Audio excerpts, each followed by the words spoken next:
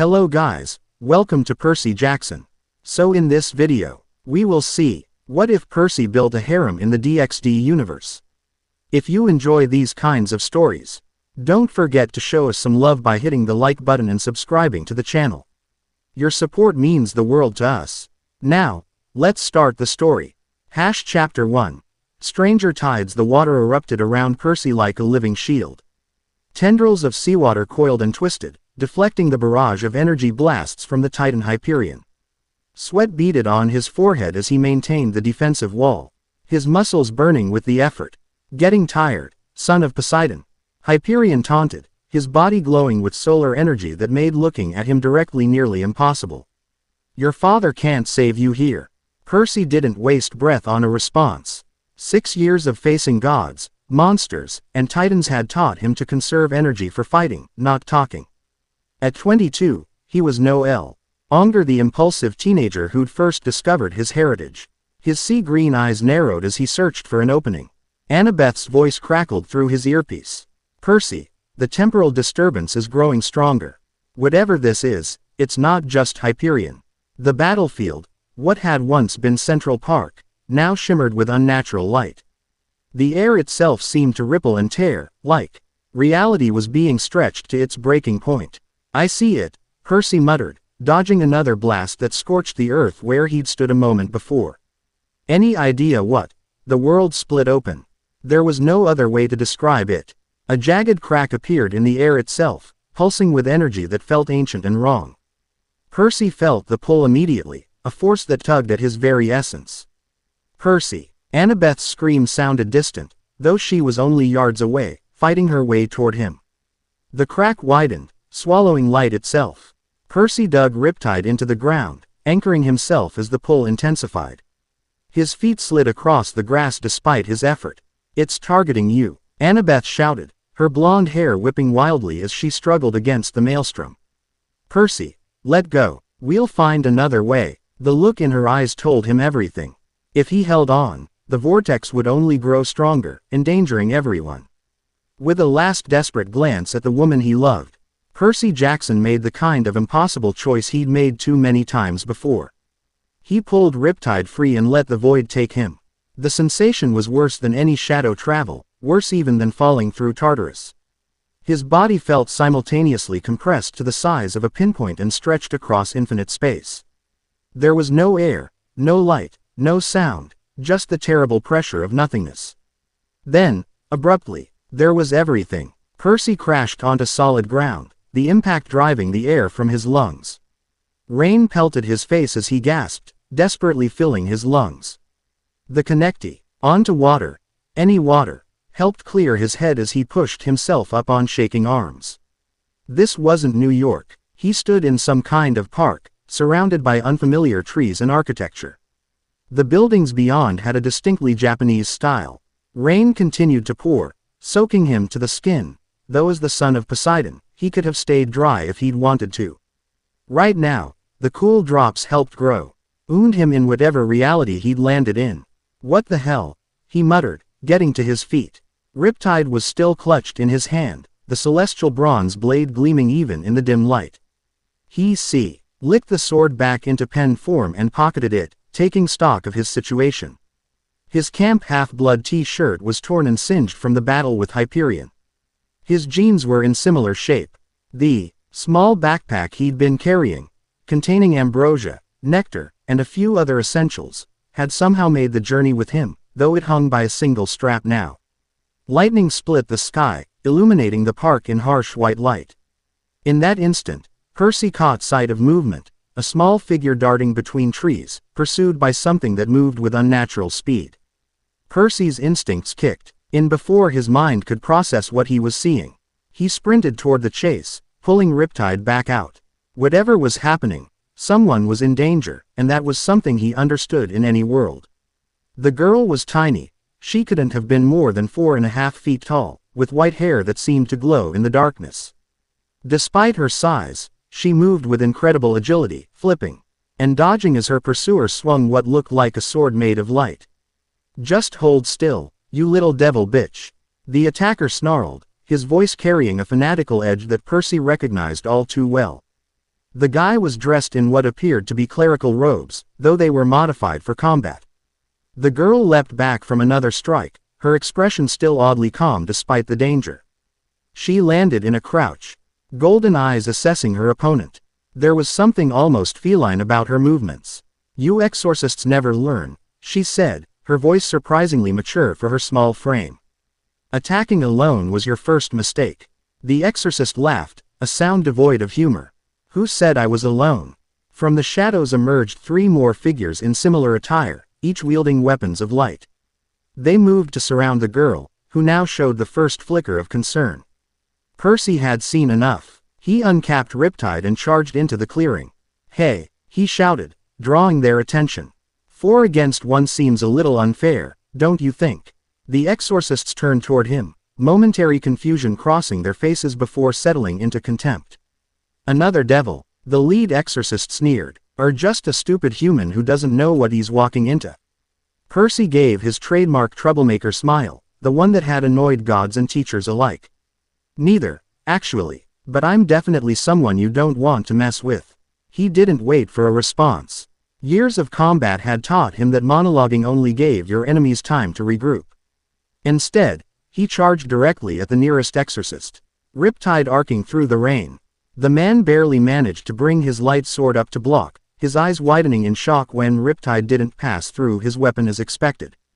The celestial bronze blade clashed against the light construct with a shower of sparks.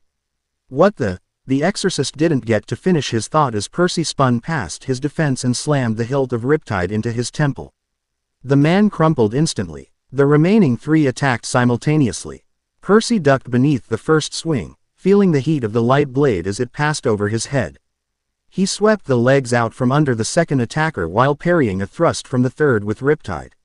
What these exorcists had in fanaticism, they lacked in coordination. Percy had trained DxD with the finest heroes of Camp Half-Blood and survived 2 wars. These guys didn't stand a chance. Percy reached for the rainwater around him, feeling the familiar tug in his gut as the water responded to his will. A tendril of rainwater hardened into a whip that snared the ankle of one attacker, yanking him off his feet. Another watery tendril formed a shield that absorbed a light blade strike, steam hissing into the air. The white-haired girl wasn't sitting idle. She moved with blinding speed, her small fists connecting with the lead exorcist's body with enough force to send him flying into a tree. The impact splintered the trunk. "Behind you," Percy called out as the 4th exorcist tried to flank her. Without even looking, the girl backflipped over her attacker, her foot connecting the back of his head in a devastating kick. The man face planted into the mud and didn't move again.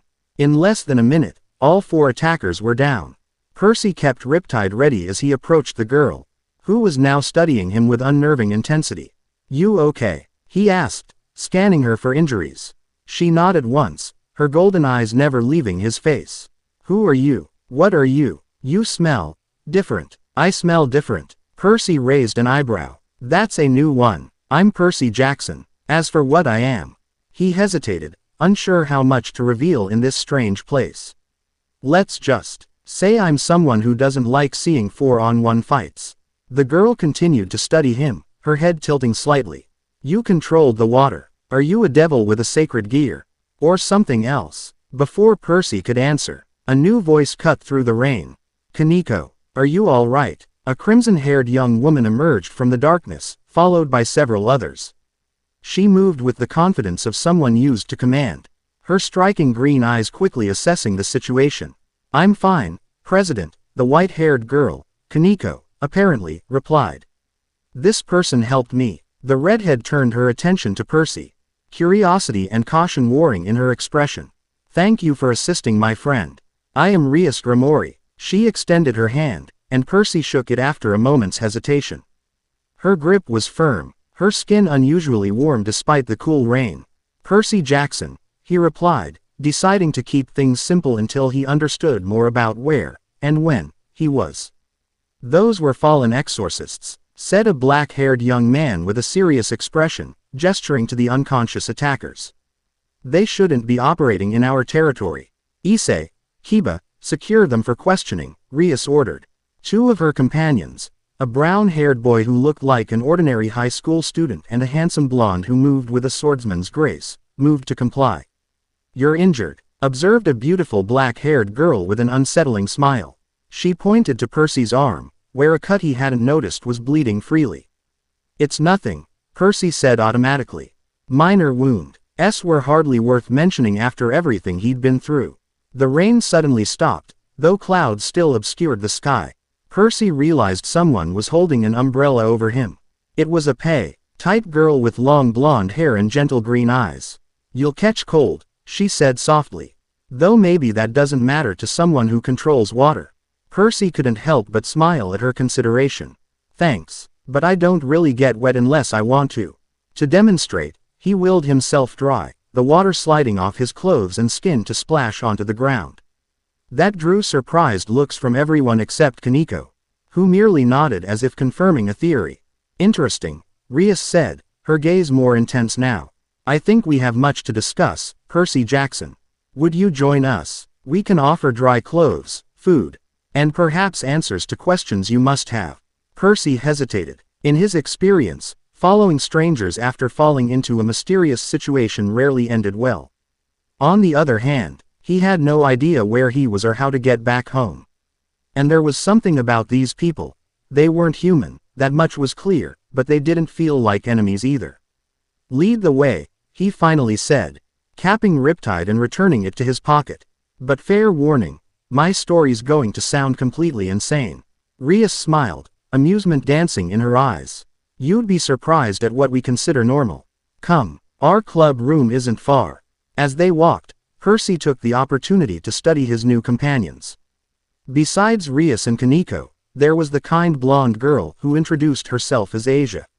The unsettling but beautiful black-haired girl Akano, the serious-looking swordsman Kiba, and the ordinary-seeming boy Issei, who kept shooting glances between Percy and girls with a mixture of curiosity and what looked suspiciously like jealousy.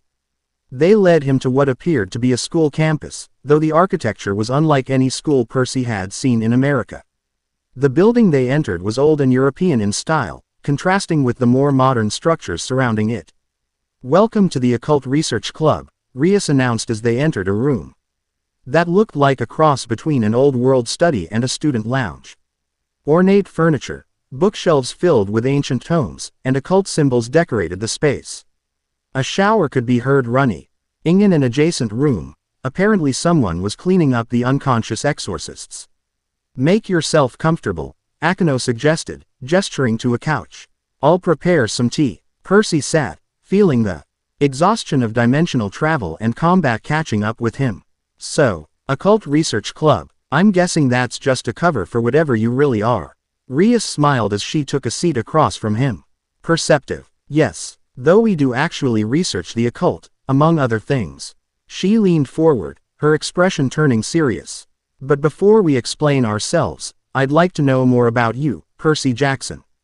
You wield water as if born to it, carry a sword that can harm light weapons, and Kaneko says you smell unlike anything she's encountered before. So I'll ask directly, what are you?" Percy ran a hand through his still damp hair, considering his answer. These people had saved him, or at least offered sanctuary. They'd been nothing but helpful. But 6 years of dealing with gods, monsters, and prophecies had made him cautious. "I'm the son of Poseidon," he said finally, deciding that honesty was his best option. "Greek god of the seas, earthquakes, and horses. Where I come from, the children of gods and mortals are called demigods or half-bloods."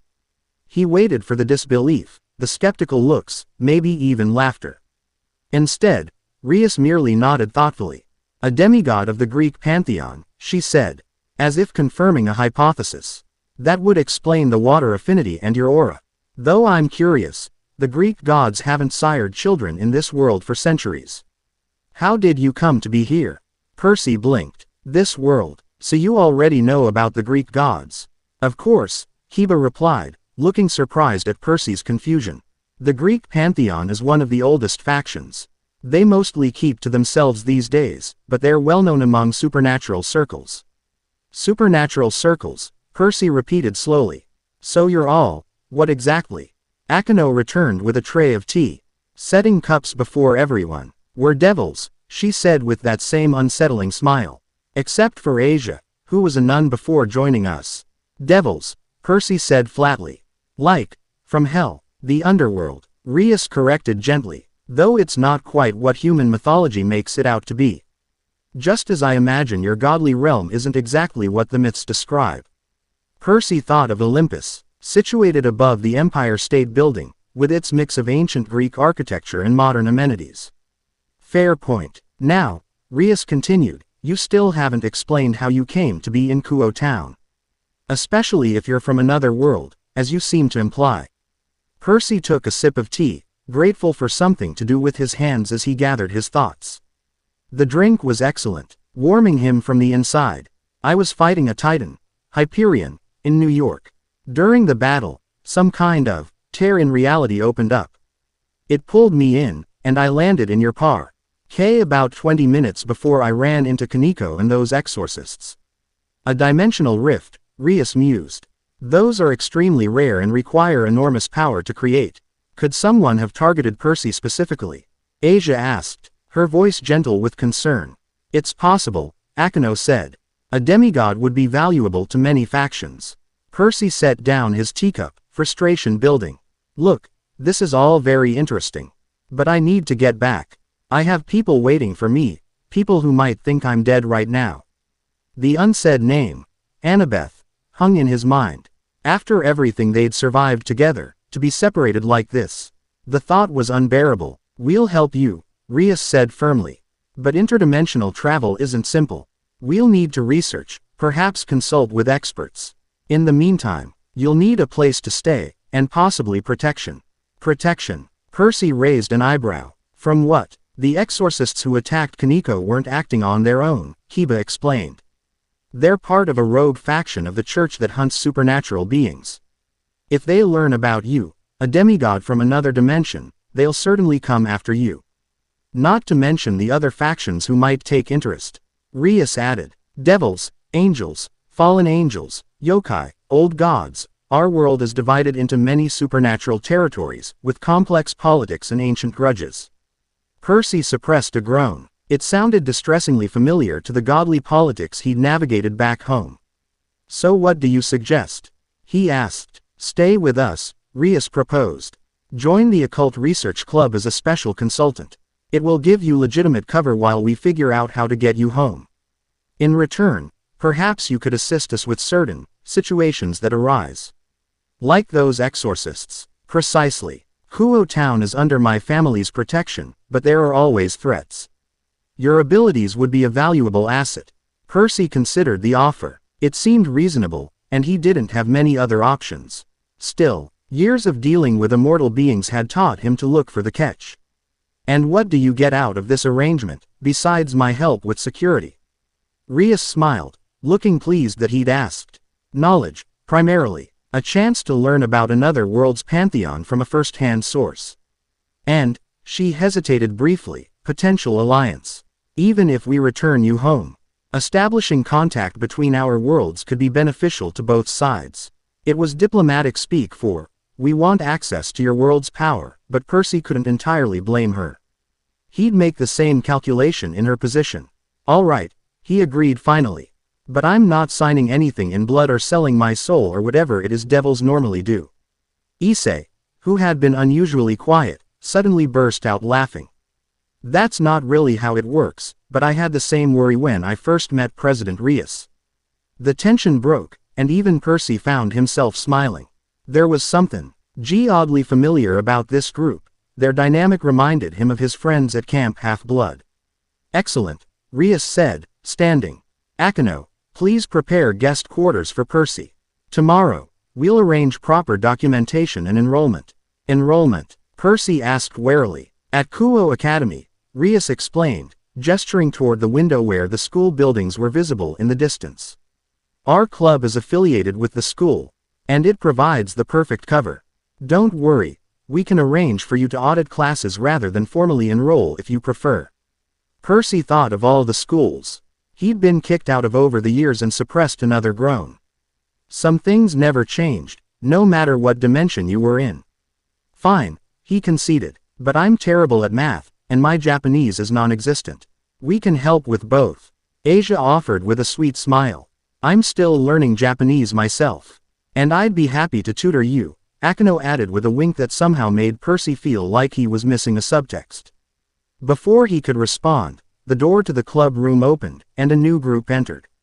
They were led by a serious-looking young woman with short black hair and glasses, accompanied by several others who carried themselves with the same confidence as Rias's group. Rias, the newcomer said, adjusting her glasses with practiced precision. We detected unusual energy in the park earlier. Was that your... She stopped when she noticed Percy, her eyes narrowing slightly. I see you've found the source. Percy, this is Sona Citri, Student Council President and heir to the Citri household, Rias introduced. Sona, this is Percy Jackson, a demigod son of Poseidon from an alternate dimension. Percy gave an awkward wave. Hi. Sona's analytical gaze felt like she was categorizing every detail about him. A demigod. Interesting. And you control water. Among other things, Percy confirmed. Something flickered in Sona's eyes. Interest, certainly, but perhaps something more.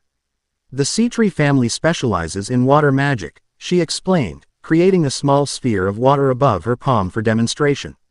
I would be very interested in comparing techniques sometime. Sona, Rias interjected with a subtle note of warning, Percy has only just arrived and is still adjusting. Perhaps such discussions can wait. The two young women exchanged a look that Percy couldn't quite interpret. But he'd seen enough power plays between gods to recognize one when he saw it. Interesting. Of course, Sona conceded. However, if you're staying in Kuo, Mr. Jackson, I hope you'll consider visiting the student council as well. We have resources that might assist in your situation.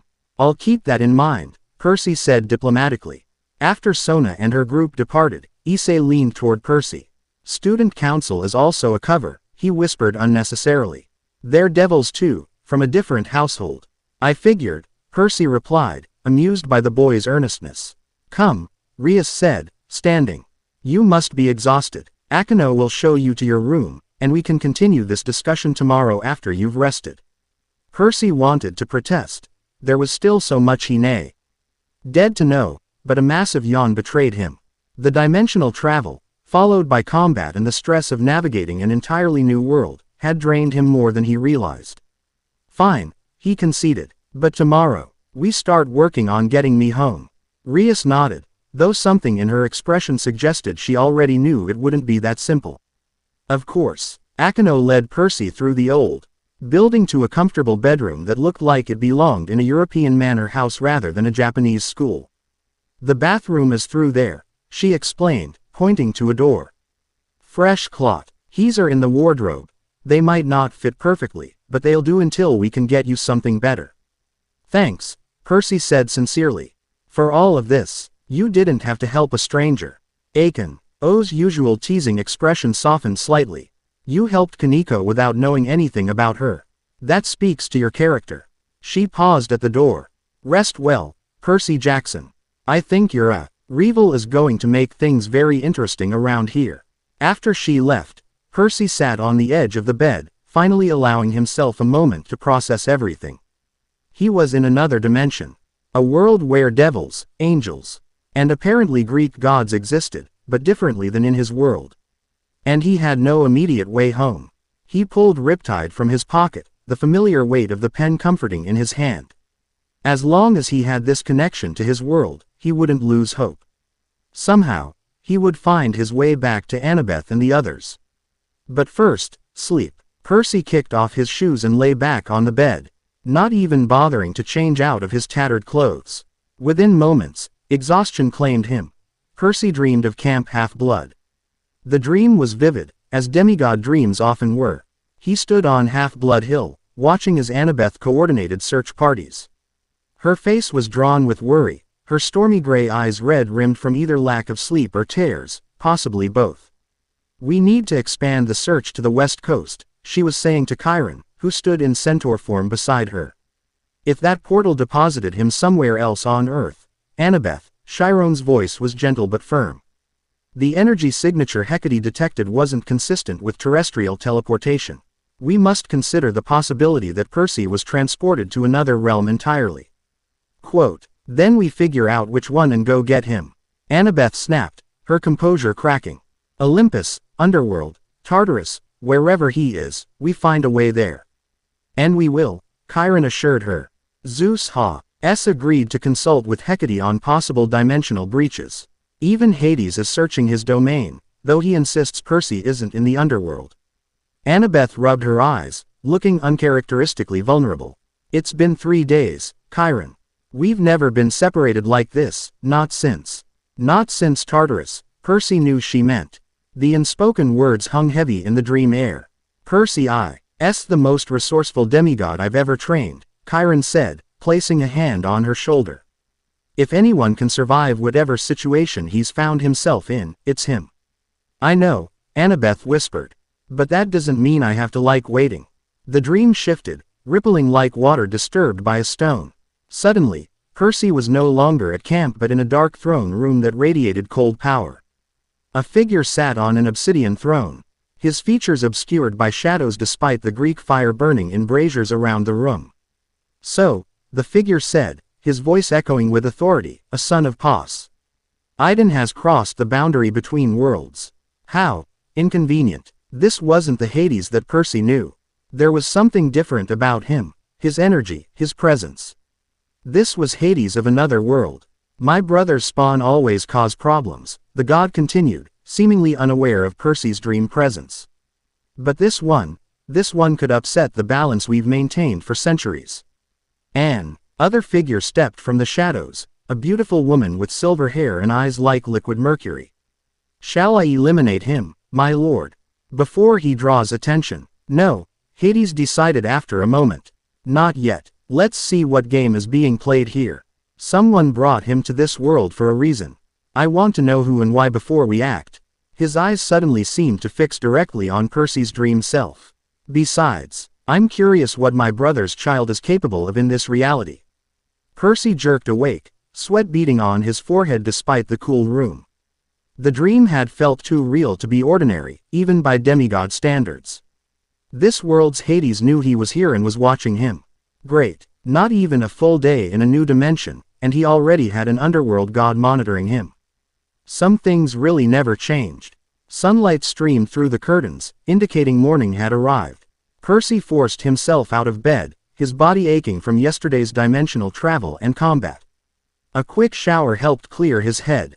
And he found the clothes Akino had mentioned, simple black pants and a white button-up shirt that looked like a school uniform minus the jacket. When he emerged from his room, Asia was waiting in the hallway. Good morning, Percy-san, she greeted with a bright smile.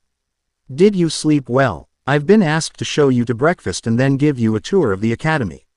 Morning, Percy replied, returning her smile. There was something genuinely sweet about Asia that reminded him a bit of his half-brother Tyson, an inherent kindness that seemed rare in any world. Lead the way, I'm starving. As they walked, Asia explained more about Kuo Academy and the town surrounding it. Percy listened with half an ear, more focused on mapping the building's layout, old habits. From too many monster attacks had taught him to always know his exits. And this area used to be Devil territory exclusively. But now it's shared between the Grimoire and Citri clans, Asia was saying. As they entered a small dining room where the others were already gathered. Good morning, Percy, Rias greeted from the head of the table. I trust you slept well. Well enough, Percy said, deciding not to mention his dream just yet. Nice place you've got here. It serves our purposes, Rias replied with a small smile. Please, help yourself to breakfast. We have much to discuss today. The food was a mix of Japanese and Western options. Percy loaded his plate with items he recognized, settling between Kaneko and Kiba at the table. So, he said between bites, about getting me home. I've already begun research, Rias assured him. I've contacted my brother, who has access to more extensive information about dimensional travel. But I should warn you, such magic is extremely rare and complex. It may take time. How much time? Percy pressed. Rias exchanged glances with Akino before answering. It's hard to say. Weeks at minimum. Possibly months. Percy set down his chopsticks, appetite suddenly diminished. Months. I can't stay here for months. I have people back home who need me. We understand, Kiba said sympathetically. But rushing dimensional magic would be dangerous. You could end up in an even worse situation, or lost between worlds entirely. There is another issue to consider, Akeno added. Time might flow differently between dimensions. What feels like months here could be days there. Or vice versa. That was a disturbing thought. Percy remembered his time on Calypso's island, where weeks had passed that equaled only days in the outside world. Or worse, the time he'd spent at the Lotus Hotel, where decades had passed in what felt like hours. There has to be a faster way, he insisted. If there is, we'll find it, Rias promised. But in the meantime, you'll need to adapt to life here. After breakfast, Asia will show you around the academy. We've arranged for you to audit classes starting tomorrow. Percy wanted to argue further but recognized the logic in their approach. He needed to blend in while they worked on a solution. And if he was honest with himself, having allies in this strange world was a tremendous advantage. Fine, he conceded, but I want to be involved in the research. If we're looking for a way back to my world, I should help. Agreed, Rias said, looking pleased at his cooperative attitude. Akeno and I will show you our resources this afternoon. But first, she was interrupted by a small magic circle appearing beside her ear. She listened for a moment, her expression growing serious. I understand. We'll be there immediately. The circle disappeared, and Rias turned to the group. Change of plans. There's been an incident at the academy, a boundary breach on the east side. Non-human entities have infiltrated the campus. Everyone immediately tensed, their relaxed breakfast attitudes shifting to alert readiness in an instant. Devils? Kiba asked, already standing. No, Rias replied grimly. Fallen angels, and they're not alone. They've brought creatures I don't recognize. Percy stood as well, uncapping Riptide. What kind of creatures? Large, dog-like beings with multiple heads, according to the report. A cold feeling settled in Percy's stomach. 3 heads perchance. Rias looked at him sharply. Yes, you know what they are. Hellhounds, Percy said, his grip tightening on Riptide. But, the 3-headed variety sounds like Cerberus spawn. They're from my world, or at least, versions of them exist there. Could they have followed you through? Issei asked, looking worried. Percy shook his head. Not unless someone brought them intentionally. The rift closed behind me. Which means someone is making a statement, Akeno concluded, her usual playful demeanor replaced by cold calculation. They're letting us know they're aware of Percy's arrival. Hades, Percy muttered, remembering his dream. It has to be Hades. Rias looked surprised. The Greek god of the underworld rarely involves himself in current affairs. Well, he's involved now, Percy said grimly. I had a dream last night. He was watching me, talking about how my presence could upset some balance. Rias's expression darkened. This complicates matters. If a god from this world is already moving against you, then we don't have time to stand around talking, Percy finished for her. Those hellhounds will tear through normal humans like paper. We need to move now. To his surprise, Rias smiled. I see why you've survived so many battles, Percy Jackson. You're right. She turned to her group. Occult Research Club, move out. Kaneko, Kiba, take point. Akeno, prepare for aerial support. Issei, Asia, stay close to me. Percy, I'll handle the hellhounds, he said with confidence. They're kind of my specialty. The group moved with practiced coordination, exiting the old building and sprinting across campus. Students were being evacuated, many looking confused and frightened. Percy noticed how Leslie Rias's group blended in. To casual observers, they would appear to be student council members helping with an emergency rather than supernatural beings rushing to battle. They reached the east side of campus within minutes. Percy immediately spotted the problem. 3 large hellhounds prowling the tree line, each with 3 massive heads snarling and snapping. They were bigger than the hellhounds he was used to, each roughly the size of a garbage truck. Behind them stood 4 figures with black wings extending from their backs, watching the chaos with cruel amusement. Fallen angels, Akeno whispered, her voice taking on an edge Percy hadn't heard before. And they've brought pets. Cerberus offspring, Percy confirmed, studying the beasts. They're bigger than the ones in my world. Can you handle them? Rias asked. already gathering crimson energy in her hands. Percy grinned, twirling Riptide. Watch me. He charged toward the nearest hellhound, letting out a sharp whistle. T immediately drew all three heads in his direction. The beast lunged forward, six eyes locked on him with murderous intent. At the last possible moment, Percy slid beneath the creature, Riptide slashing across its underbelly. The celestial bronze cut through the monster's hide like it was butter, drawing a pained howl from all three mouths. Percy rolled back to his feet, already facing the next attack. Come on, boy, fetch. He used his hydrokinesis to pull moisture from the air, forming a spear of ice that he launched into one of the hellhound's left heads. The projectile struck true, causing the head to dissolve into black smoke while the other two howled in pain. From the corner of his eye, Percy saw the others engaging the fallen angels. Akino floated in the air, lightning crackling between her fingers as she dueled with a female fallen angel. Rias was unleashing waves of crimson destruction energy, while Kiba moved faster than human eyes could track, his sword a blur of deadly precision. Kaneko was literally punching fallen angels through trees, her small frame belying tremendous strength. The second hellhound circled behind Percy, trying to flank him. He sensed its movement and dove forward, narrowly avoiding a bite that would have taken his leg off. As he came up, he pulled more moisture from the air and ground, creating a swirling shield of water around himself. You know, in my world, I've got a pet hellhound, Percy called out, trying to draw the creature's attention away from the school buildings. She's a lot friendlier than you guys. The beasts responded with synchronized roars, charging him from different directions. Percy waited until the last possible second before pushing off with his powers, launching himself 20 feet into the air. The hellhounds collided below him with a thunderous crash. While airborne, Percy brought Riptide down in a powerful arc, severing two more heads from the first hellhound. The creature dissolved completely into black smoke, leaving only two multi-headed beasts. He landed in a roll, immediately spinning to face the next threat. The remaining hellhounds were more cautious now, circling and looking for an opening. Percy, Rias called out, behind you. He whirled just in time to see a spear of light hurtling toward him. There was no time to dodge. Instead, Percy concentrated, pulling every drop of moisture in the air into a dense shield before him. The light spear hit the water barrier and slowed but didn't stop completely. It emerged with reduced force but still fast enough to graze Percy's shoulder, leaving a burning cut. Gah, Percy grunted, feeling the wound sear with unnatural heat. What is that stuff? Light energy, Kiba explained, suddenly appearing beside him.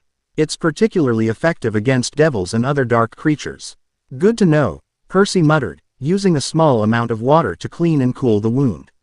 Thanks for the warning, Duck, Kiba shouted. Percy dropped flat as Kiba's sword whistled over him, catching a hellhound mid-pounce. The blade sliced through one of its necks, sending another head dissolving into smoke. Nice swing, Percy complimented, rolling back to his feet. Nice reflexes, Kiba returned with a grin. There was something familiar about fighting alongside Kiba. It reminded Percy of battling with the heroes of Camp Half-Blood. They established a rhythm almost instantly, covering each other's blind spots and setting up attacks. The remaining hellhounds were proving difficult. Every time Percy or Kiba removed a head, the creatures became more defensive, using their remaining heads to protect their vulnerabilities. We need to hit them simultaneously, Percy called out. All remaining heads at once. Kiba nodded in understanding. I'll take the one on the right. Percy faced the left hellhound, which still had two heads swiveling independently, tracking both him and the ongoing battle with the fallen angels. He needed to end this quickly. Drawing on his power, Percy felt the familiar tug in his gut as he pulled water from the ground, the air, even the plants around him. A column of water rose before him, swirling with increasing speed. Until it formed a trident shape of highly pressurized water. Let's see if you're as tough as your daddy, Percy muttered, then thrust his hands forward. The water trident shot toward the hellhound with incredible force, piercing both remaining heads simultaneously. The beast didn't even have time to howl before dissolving into smoke. Percy turned to see Kiba finishing off the last hellhound, his sword a blur as he removed all three heads in a single spinning attack. The swordsman landed gracefully as the final monster dissolved. Show off, Percy said with a grin. Look who's talking. Water boy, Kiba returned good-naturedly. Their victory was short-lived. A shout from Issei drew their attention back to the main battle. The fallen angels had regrouped and were focusing their attacks on Rias, who was maintaining a crimson shield around herself, Asia, and Issei. Akeno was bleeding from a wound on her side, though she continued to launch lightning strikes. Kaneko had been thrown into a tree, which had splintered from the impact. They're stronger than usual, Kiba observed grimly, already moving to rejoin the fight. Percy followed, analyzing the situation. The fallen angels were coordinating their attacks with unexpected precision, suggesting this wasn't a random assault. Their leader, a tall male with 4 wings instead of 2, was directing the others with hand signals while maintaining constant pressure on Rias's shield. We need to break their formation, Percy called to Kiba. Target the leader. Kiba nodded and accelerated, his speed inhuman as he circled around to flank the fallen angels. Percy took a more direct approach, drawing on the water he'd already gathered to form a massive wave that surged toward the attackers. The fallen angels scattered to avoid the water, exactly as Percy had hoped. In that moment of disorganization, Kiba struck, his sword slicing through the leader's wing. At the same time, Akeno unleashed a devastating lightning bolt that caught another fallen angel directly in the chest. Percy didn't waste the advantage.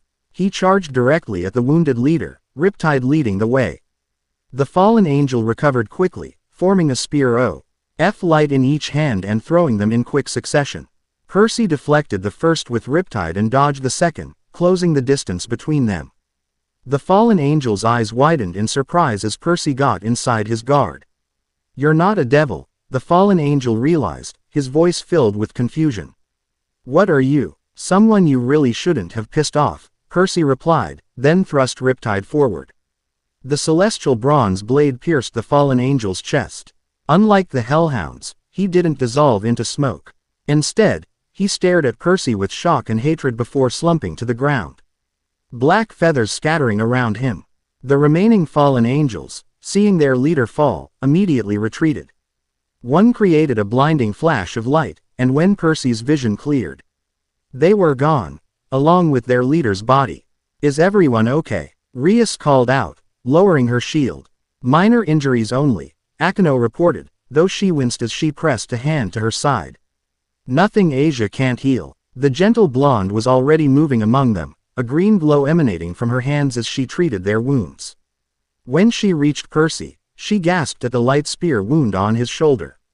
This should have been much worse, she said, examining the injury. Light energy usually causes severe damage. Percy shrugged, then regretted it as pain lanced through his shoulder. Maybe it affects demigods differently than devils. Interesting, Rias said, approaching them. Another difference to note, she surveyed the battlefield, her expression grave. This attack was coordinated and deliberate. They knew exactly when and where to strike. And they brought monsters from my world, Percy added. Or at least, versions of them. That can't be coincidence. No, Rias agreed. Someone wanted to send a message. She turned to Percy with new intensity in her gaze. You said you dreamed of Hades last night. Percy nodded. He was talking about me disrupting some balance. Said he wanted to wait and see what game was being played before acting. Then this wasn't his doing, Akeno concluded. Hades wouldn't send an attack if he wanted to observe first. Unless he changed his mind. Kaneko suggested quietly, brushing splinters from her uniform. Or someone else is making moves, Kiba added. Rias was quiet for a moment, considering the implications. We need more information. Percy, your arrival has clearly attracted attention from multiple factions. I think it's time we accelerated our research efforts. She turned to Akeno. Contact my brother. Tell him we need an audience as soon as possible. What about the school? Issei asked, gesturing to the damaged grounds and frightened students being kept at a distance by a barrier. Sona's team will handle the cover story and repairs. Rias replied. Speaking of which, as if on cue, Sona Citri appeared with her group, surveying the aftermath with clinical precision. Quite a mess for your first day, Mr. Jackson, she observed, though there was no accusation in her tone. I've had worse first days, Percy replied honestly. Sona adjusted her glasses, hiding what might have been amusement. Indeed. My team will take over here. Rias, I assume you'll be pursuing the source of this attack. Yes, Rias confirmed. I'll keep you informed of what we discover. Please do, Sona said. And Percy, she fixed him with an assessing gaze. That water manipulation was impressive. My offer to compare techniques stands. Before Percy could respond, a new presence made itself known. The air several yards away shimmered with blue light, and a woman appeared. She was tall and regal, with long blue hair and eyes that shifted colors like the sea. Her power radiated outward in waves that made even Rias and Sona step back respectfully. So, the woman said, her voice carrying the rumble of ocean depths, this is the son of Poseidon who's causing such a stir. Everyone tensed, but it was Rias who spoke first. Lady Tiamat, this is an unexpected honor. Tiamat, Percy knew that name from somewhere. Then it clicked. The Babylonian sea goddess, often depicted as a dragon in mythology. I felt the disturbance yesterday, Tiamat said. Her gaze fixed on Percy. A power like mine, yet different. I had to see for myself. She approached Percy, seemingly unconcerned by the tension around her. You carry the ocean within you, child. But not the ocean of this world.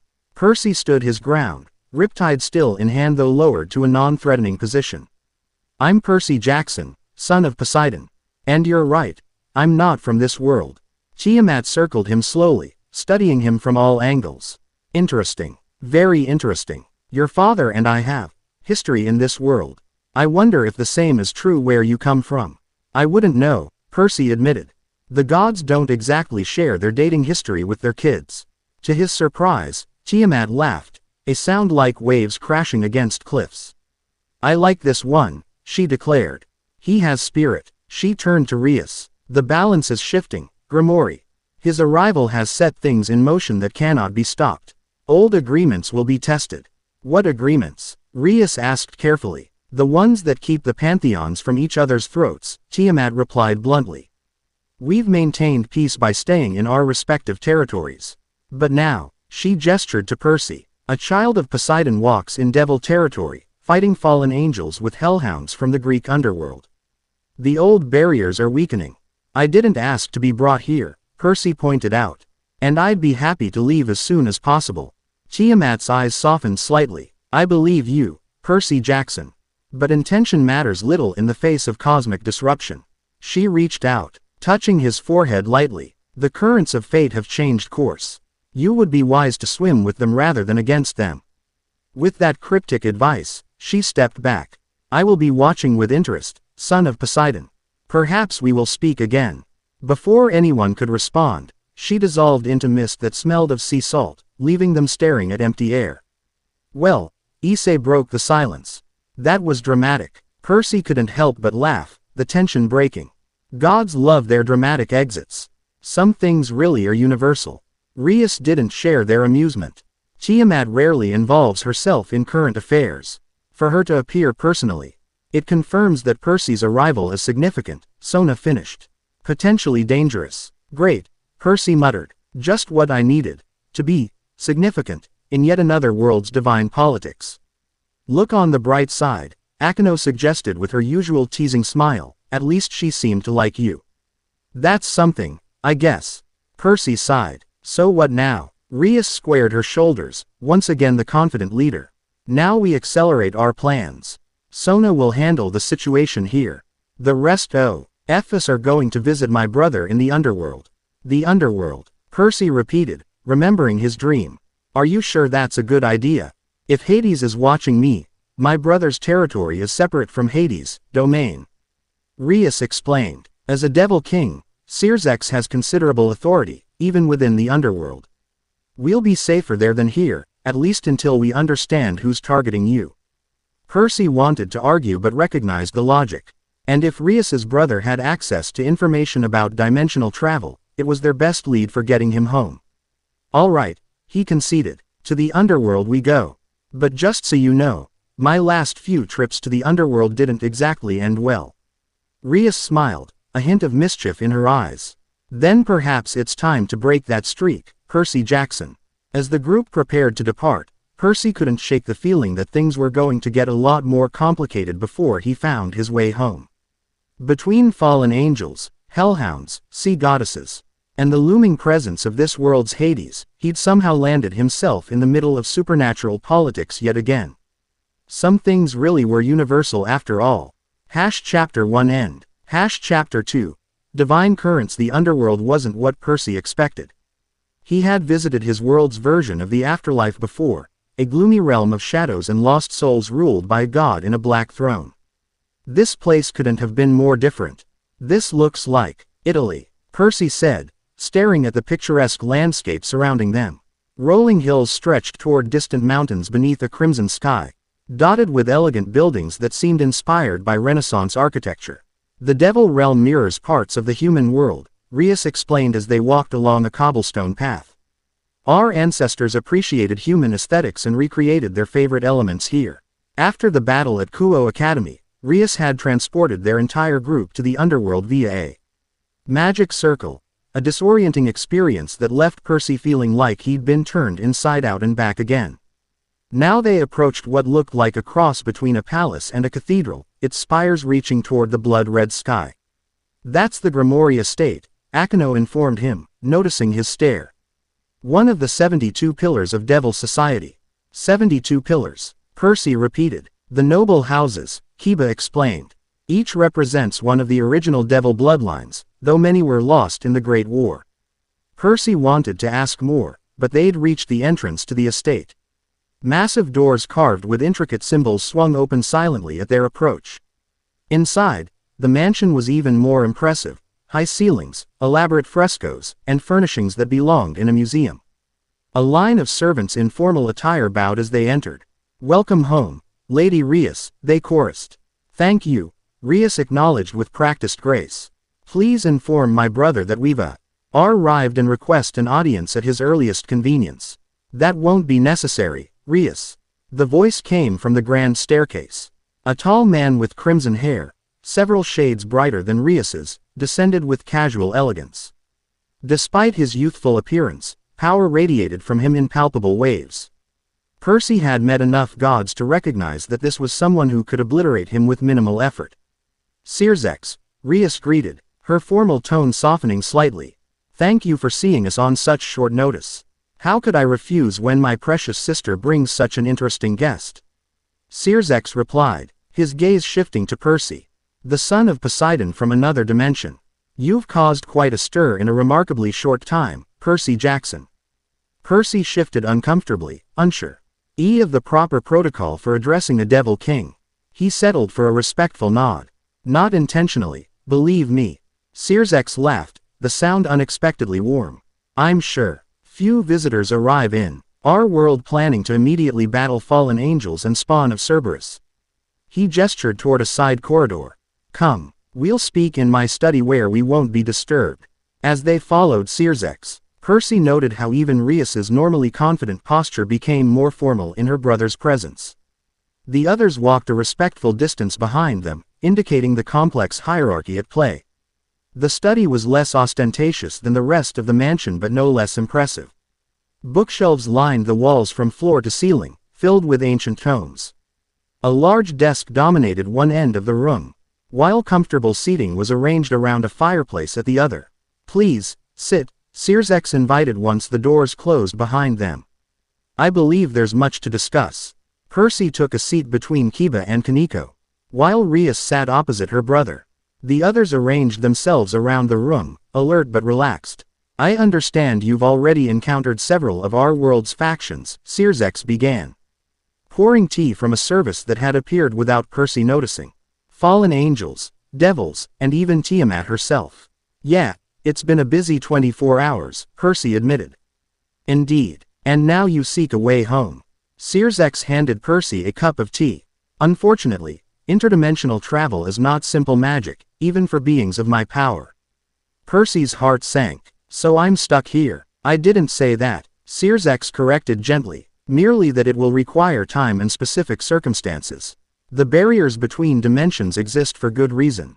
"What kind of circumstances?" Percy pressed. Circex considered him thoughtfully. "First, we need to understand how you arrived here. Dimensional rifts don't occur randomly. Something, or someone, created a specific connection between your world and ours." The attack came during a battle with Hyperion, Percy explained. He's a titan. I'm familiar with the Greek titans, Searsex interrupted smoothly. In this world, they were sealed away eons ago, though rumors occasionally surface of their stirring. But that doesn't explain who created the rift. Could Hyperion have done it? Rias suggested. Searsex shook his head. Unlikely. Titans possess tremendous power, but dimensional manipulation is beyond their natural abilities. This suggests a third party was involved. Great, Percy muttered. So someone deliberately pulled me into this world. Any idea who or why? Several possibilities, Searsex replied. Your arrival coincides with increasing tension between the supernatural factions. After centuries of cold peace following the Great War, alliances are shifting. Your presence, a powerful demigod from another reality, could tip the balance in various ways. I'm not interested in your politics, Percy said firmly. I just want to go home. Your interests may not matter, Searsex pointed out with unexpected bluntness. You've already been targeted once. The fallen angels who attacked Kuo Academy were acting randomly. They were testing you, assessing your capabilities. Testing me for what? That remains to be seen. Searsex set down his teacup. In the meantime, you'll need to adapt to our world and learn to navigate its dangers. I suggest you continue working with my sister's group while I investigate the dimensional rift. Percy wanted to argue but knew from experience that alienating powerful allies rarely ended well. Fine. How long do you think it will take? Difficult to say. Weeks at minimum. Possibly longer. The same timeframe Rias had suggested. Percy suppressed a sigh and nodded reluctantly. There is another matter to consider, Searsex continued. Your power. What about it? It's different here. Searsex gestured vaguely. You've likely noticed already. Your connection to water, your physical abilities, they may function differently in our reality. Some powers might be enhanced, others diminished. Percy had noticed something odd during the battle with the Hellhounds. His hydrokinesis had felt both stronger and somehow more flexible, as if the water responded to his will in new ways. I did feel something different, he admitted. Like the water was more alive. Interesting. Searsex exchanged a look with Rias. Perhaps some training is in order. To help you understand how your abilities manifest in our world. I could oversee that, Rias offered. Actually, Searsex said with a small smile, I believe Sona Citri would be the better choice for water-based training. Her family's affinity would provide more specialized instruction. Percy caught a flicker of something, annoyance, disappointment, cross Rias's face before she composed herself. Of course, I'll speak with Sona when we return. Excellent. Searsex stood, signaling the end of the meeting. In the meantime, you're welcome to stay here at the estate. It's safer than the human world until we better understand who targeted you. Thank you, Percy said, rising as well. I think I should go back with the others. If another attack comes, I want to be there to help. Searsex studied him with new interest. Noble, but potentially unwise. I've spent most of my life making unwise decisions. Percy replied with a half-smile. Somehow I'm still here. Very well, Searsex conceded. But first, allow me to offer resources that might help. He gestured to a bookshelf, which slid aside to reveal a hidden compartment. From it, he removed an ornate trident pendant on a leather cord. This belonged to a descendant of Poseidon in our world, a hero from the Age of Myths. It may help you channel your powers more effectively here. Percy accepted the pendant cautiously. The moment his fingers touched the metal, he felt a surge of energy, like the rush of diving into the ocean after too long on dry land. The trident glowed faintly blue before settling against his palm. It recognizes you, Searsex observed. Good. Wear it at all times. It will not only help focus your abilities but also provide some protection against certain magical attacks. Thank you, Percy said, genuinely grateful as he slipped the cord over his head. The pendant felt warm against his chest, pulsing gently like a heartbeat.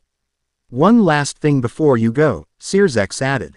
Tomorrow night, Rias's peerage will participate in a raiding game against the House of Phoenix. I suggest you observe. It will give you valuable insight into Devil Society and the capabilities of your new allies. Raiding game, Percy questioned. A formalized combat between devil peerages, Rias explained. Think. of it is a strategic battle simulation with real consequences for ranking and status. And you're fighting tomorrow. Percy frowned. After today's attack, the match was scheduled weeks ago, Rias said. Postponing would be seen as weakness. Something in her tone made Percy suspect there was more to the story, but he didn't press the issue. He'd learned enough about supernatural politics to now when to ask questions and when to wait. I'll be there, he promised. Sirzex smiled. Excellent. Now, I believe you should return to Kuo before nightfall. The human world has its own dangers after dark. The trip back was as disorienting as the journey to the underworld. One moment they stood in Sirzex's study, the next they materialized in the Occult Research Club room at Kuo Academy. Percy stumbled slightly, his stomach lurching from the magical transport. You get used to it, Issei assured him with a sympathetic pat on the back. My first time, I threw up. Good to know I'm doing better than someone. Percy replied wryly. The club room was exactly as they'd left it, though the windows now showed evening had fallen. Percy realized with surprise that an entire day had passed while they were in the underworld. Time flows differently there, Akino explained, noticing his confusion. Not dramatically, but enough to be noticeable on short visits. I need to contact Sona about your training, Rias said, already creating a communication circle. The rest of you should prepare for tomorrow's rating game. We'll need to be at our best. As the others dispersed to their various preparations, Percy found himself alone with Kaneko. The small girl had been unusually quiet since their return. You okay? He asked. You took a pretty hard hit during the fight earlier. Kaneko shrugged, her golden eyes studying him intently. I'm fine. Devils heal quickly. She paused, seeming to debate whether to continue. You fought well. For someone in a strange world. Coming from the taciturn Kaneko, Percy suspected this was high praise. Thanks. You were pretty impressive yourself. I've never seen someone your size punch that hard. A ghost of a smile touched her lips. There's a lot you haven't seen yet. Before Percy could respond, the club room door opened to reveal Sona Citri.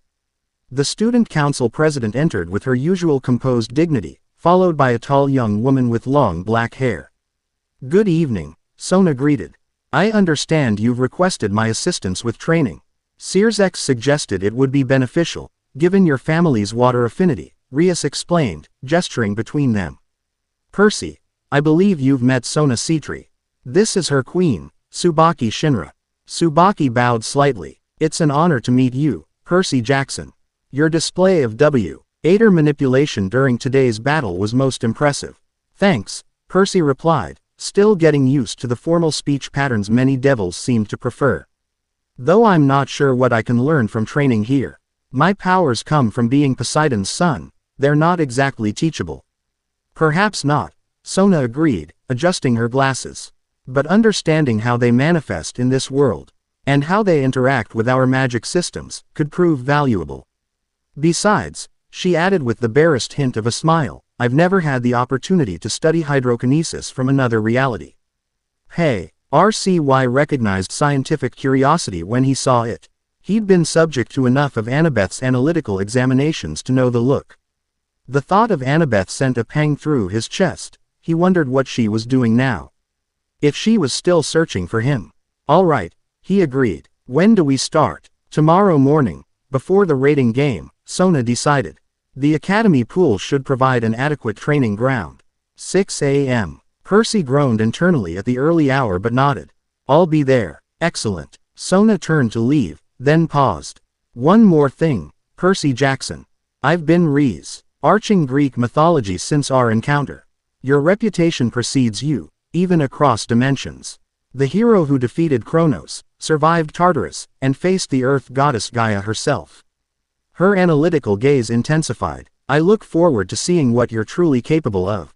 With that, she and Tsubaki departed, leaving Percy wondering exactly what stories had traveled between dimensions, and how accurately. Well, Akino said from the doorway where she'd been listening, it seems you've made quite the impression on our dear student council president. Is that a good thing? Percy asked warily. Akino's laugh was musical and slightly wicked. That depends entirely on what you consider good, Percy. Sona Citri doesn't take interest in just anyone. When she does, she left the sentence hanging suggestively. Akino, Rias admonished, though without real heat. Don't tease our guest. But it's so entertaining, Akino pouted playfully. Besides, Percy should understand the dynamics at play here. The air of Grimoire and the air of Citri both showing personal interest in a powerful newcomer. It's practically a declaration of intent to the other houses. What kind of intent? Percy asked, increasingly concerned about the political undercurrents he was being dragged into. Nothing you need worry about yet, Rias assured him, shooting Akino a warning look. For now, focus on you. Our training and observing tomorrow's rating game. Understanding our world comes first, politics can wait. Somehow, Percy doubted the politics would be so considerate as to wait for him to catch up. He recognized the dismissal in Rias's tone and decided not to push. Fine, he conceded. In that case, I should probably get some rest before this early morning training session. A wise choice, Rias agreed. Akino will show you to your room. We've arranged more suitable accommodations now that we know you'll be staying longer. Percy followed Akino through the old school building to a different wing than before. The room she led him to was larger and better furnished, with a view of the campus grounds. Your wardrobe has been stocked with appropriate clothing, Akino informed him, open in. GA closet to reveal several outfits in his size, including swimwear for tomorrow's training. Thanks, Percy said, genuinely grateful for the consideration. I appreciate everything you guys have done for me, especially since I literally fell into your world out of nowhere. Akino's usual teasing expression softened slightly. You've already proven yourself an ally by fighting alongside us. ILS value strength and loyalty, you've demonstrated both. She paused at the door. Rest well, Percy. I suspect you'll need your energy for whatever Sona has planned tomorrow. After she left, Percy explored the room, partly out of curiosity, partly from the ingrained habit of knowing his surroundings in case of attack. The furnishings were a blend of Western and Japanese styles, comfortable without being ostentatious. A private bathroom adjoined the bedroom, stocked with toiletries. On the desk sat something that made Percy stop short, a framed photograph of the Occult Research Club members, with an empty space beside it and a pen. A note in elegant handwriting read, to help you remember your time in our world, however long or short it may be. RG. The gesture was unexpectedly thoughtful. Percy picked up the photograph, studying the faces of these people who had so quickly accepted him into their lives. It reminded him of his collection of photos back home, snapshots of friends from Camp Half-Blood, his mother and Paul. Annabeth. He set the frame down carefully, a renewed determination settling over him. He would find his way home, back to the people waiting for him. But until then, he'd make the most of his time here, learning, training, and hopefully figuring out who had brought him to this world and why. With that resolution in mind, Percy finally allowed himself to rest. He trident pendant warm against his chest as he drifted into sleep. Dreams came, as they always did for demigods. Percy stood on a battlefield littered with broken weapons and bodies. The sky above churned with unnatural storms, lightning flashing between clouds of impossible colors. 3 armies clashed across the ruined landscape, beings with feathered wings, others with leathery bat-like wings, and a third group that seemed more human but radiated divine power. The Great War, a voice said beside him. The conflict that reshaped our world. Percy turned to find a woman watching the battle with ancient eyes. She appeared young, with flowing silver hair and a simple white dress, but power rolled off her in waves that made his skin prickle. Who are you? Percy asked, though some part of him already knew this was no ordinary dream. I have many names, she replied. In this world, some call me Fate. Others, Destiny. The Greeks named me Ananke, primordial goddess of necessity and inevitability. Percy recalled from Annabeth's lessons. The mother of the Fates. She smiled, pleased. You know your mythology well, son of Poseidon. When it tries to kill you regularly, you pick things up, Percy replied dryly. Why are you showing me this? He gestured to the battle raging around them, though none of the combatants seemed aware of their presence. Context, Ananke said simply. You've been thrust into a complex game without understanding the board or the pieces. She waved a hand, and the scene shifted. They now stood in what appeared to be Mount Olympus, but not the one Percy knew. This version was grander, more primal, untouched by human influence. The gods gathered in council looked similar to those Percy had met, yet fundamentally different, wilder, more elemental in their power. The Greek pantheon of this world, Ananke explained. After the Great War, they withdrew from active involvement in worldly affairs, along with most other divine pantheons.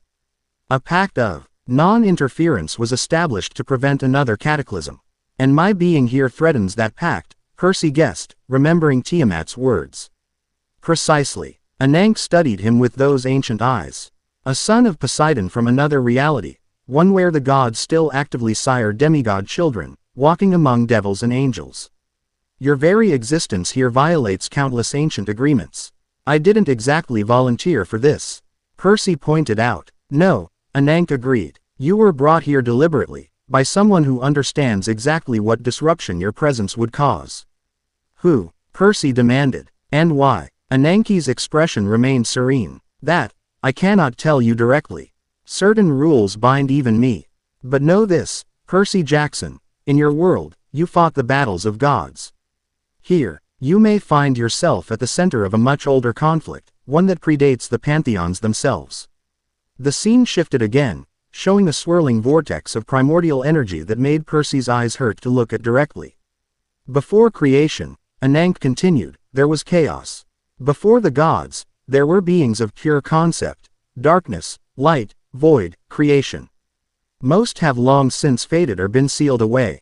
But echoes remain, echoes that stir when the established order is threatened. Are you saying some primordial force brought me here? Percy asked, struggling to make sense of the cryptic explanation. I'm saying that coincidence is a luxury of simpler worlds than ours, Ananke replied. Your arrival has purpose, though perhaps not the one intended by whoever opened the rift. Before Percy could ask what she meant, the dream began to dissolve around them, the primordial energy fading into mist.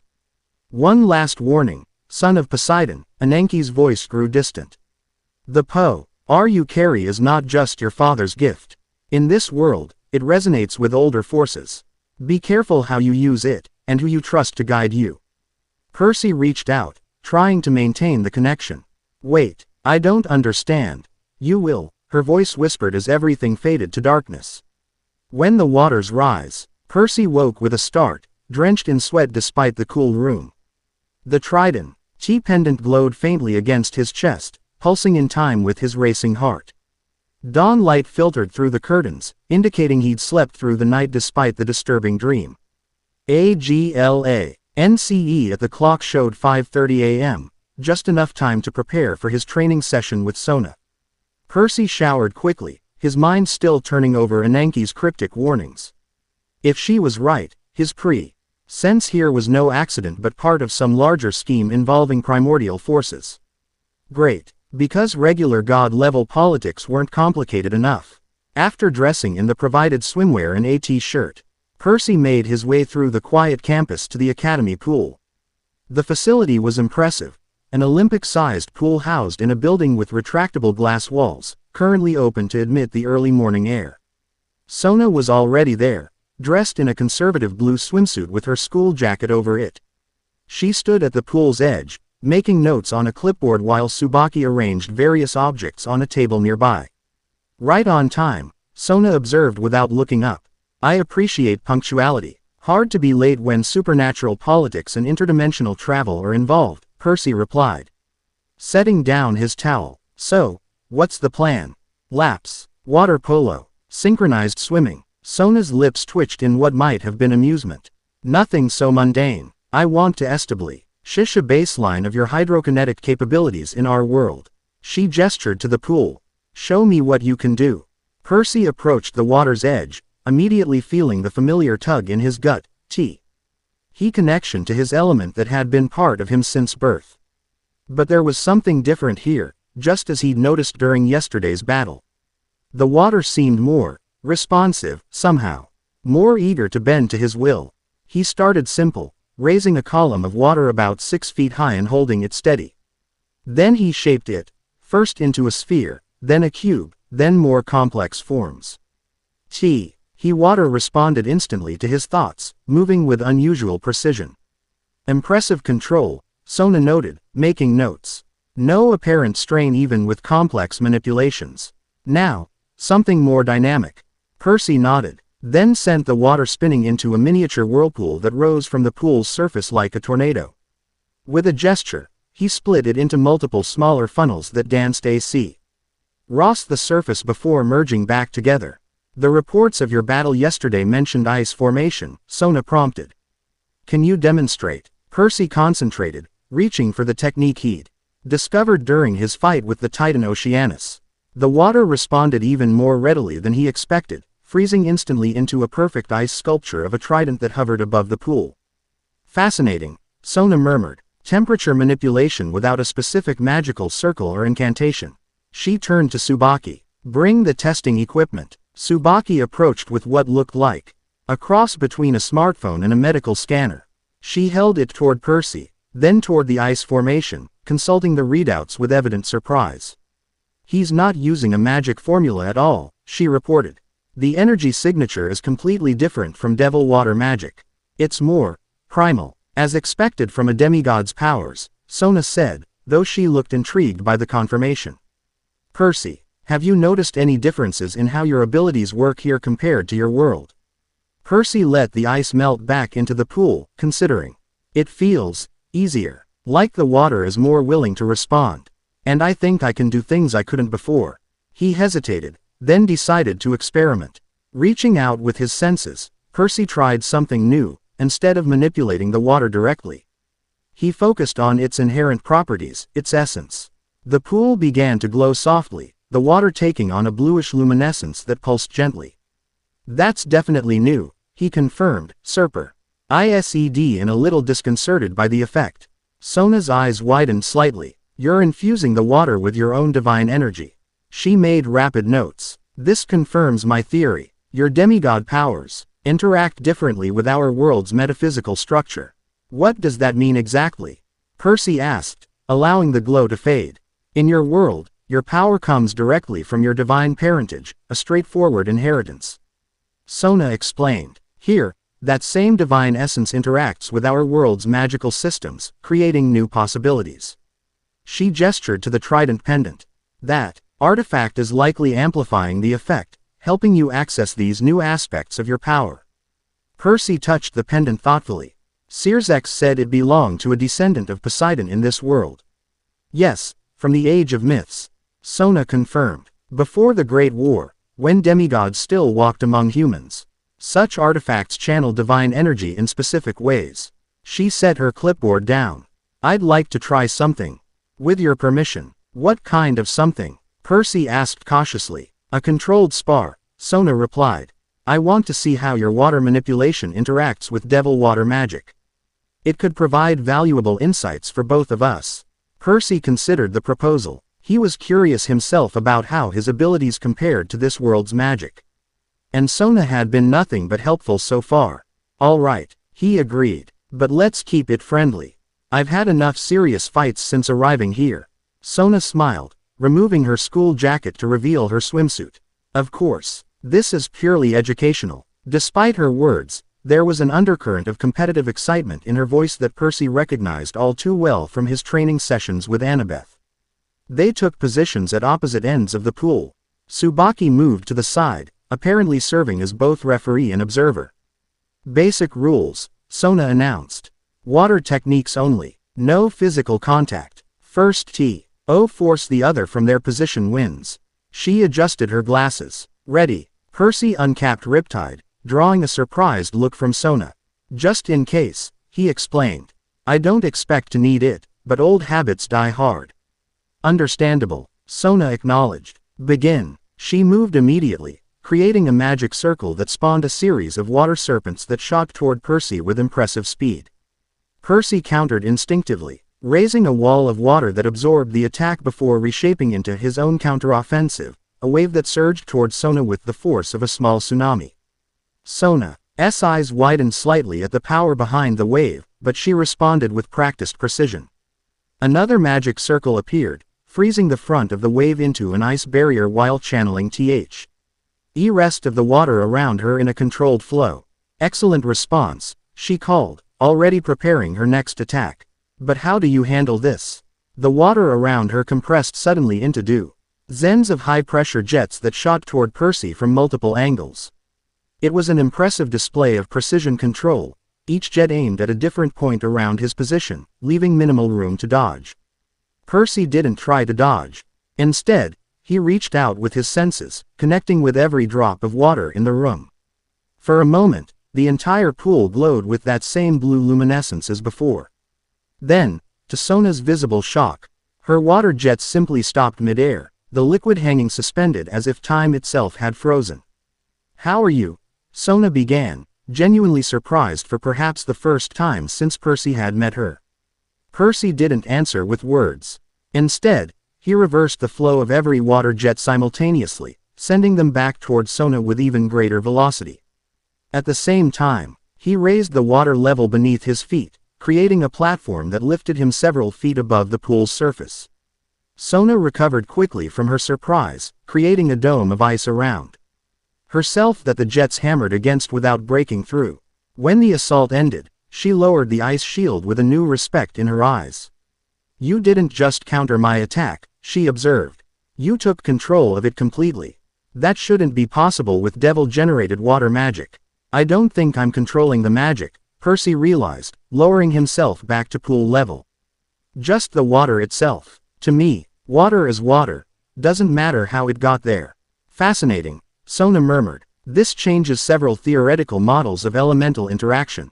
She created another magic circle, this one more complex than before. "Let's try something more advanced." The entire pool began to churn and rise, the water forming into a massive serpentine dragon that coiled around Sona protectively before lunging toward Percy. The construct was impressive, at least 20 feet long with detailed scales and glowing blue eyes. Percy met the challenge head-on. Instead of countering with his own construct, he did something instinctive. He reached out to the water dragon as if it were a living thing, communicating with it the same way he might speak to actual sea creatures. To his surprise, the construct hesitated. Its glowing eyes flickered, and its movement became erratic. Percy pressed the advantage, his connection to water extending through the construct back to its source, Sona's magic circle. The dragon stopped completely, caught between two opposing wills.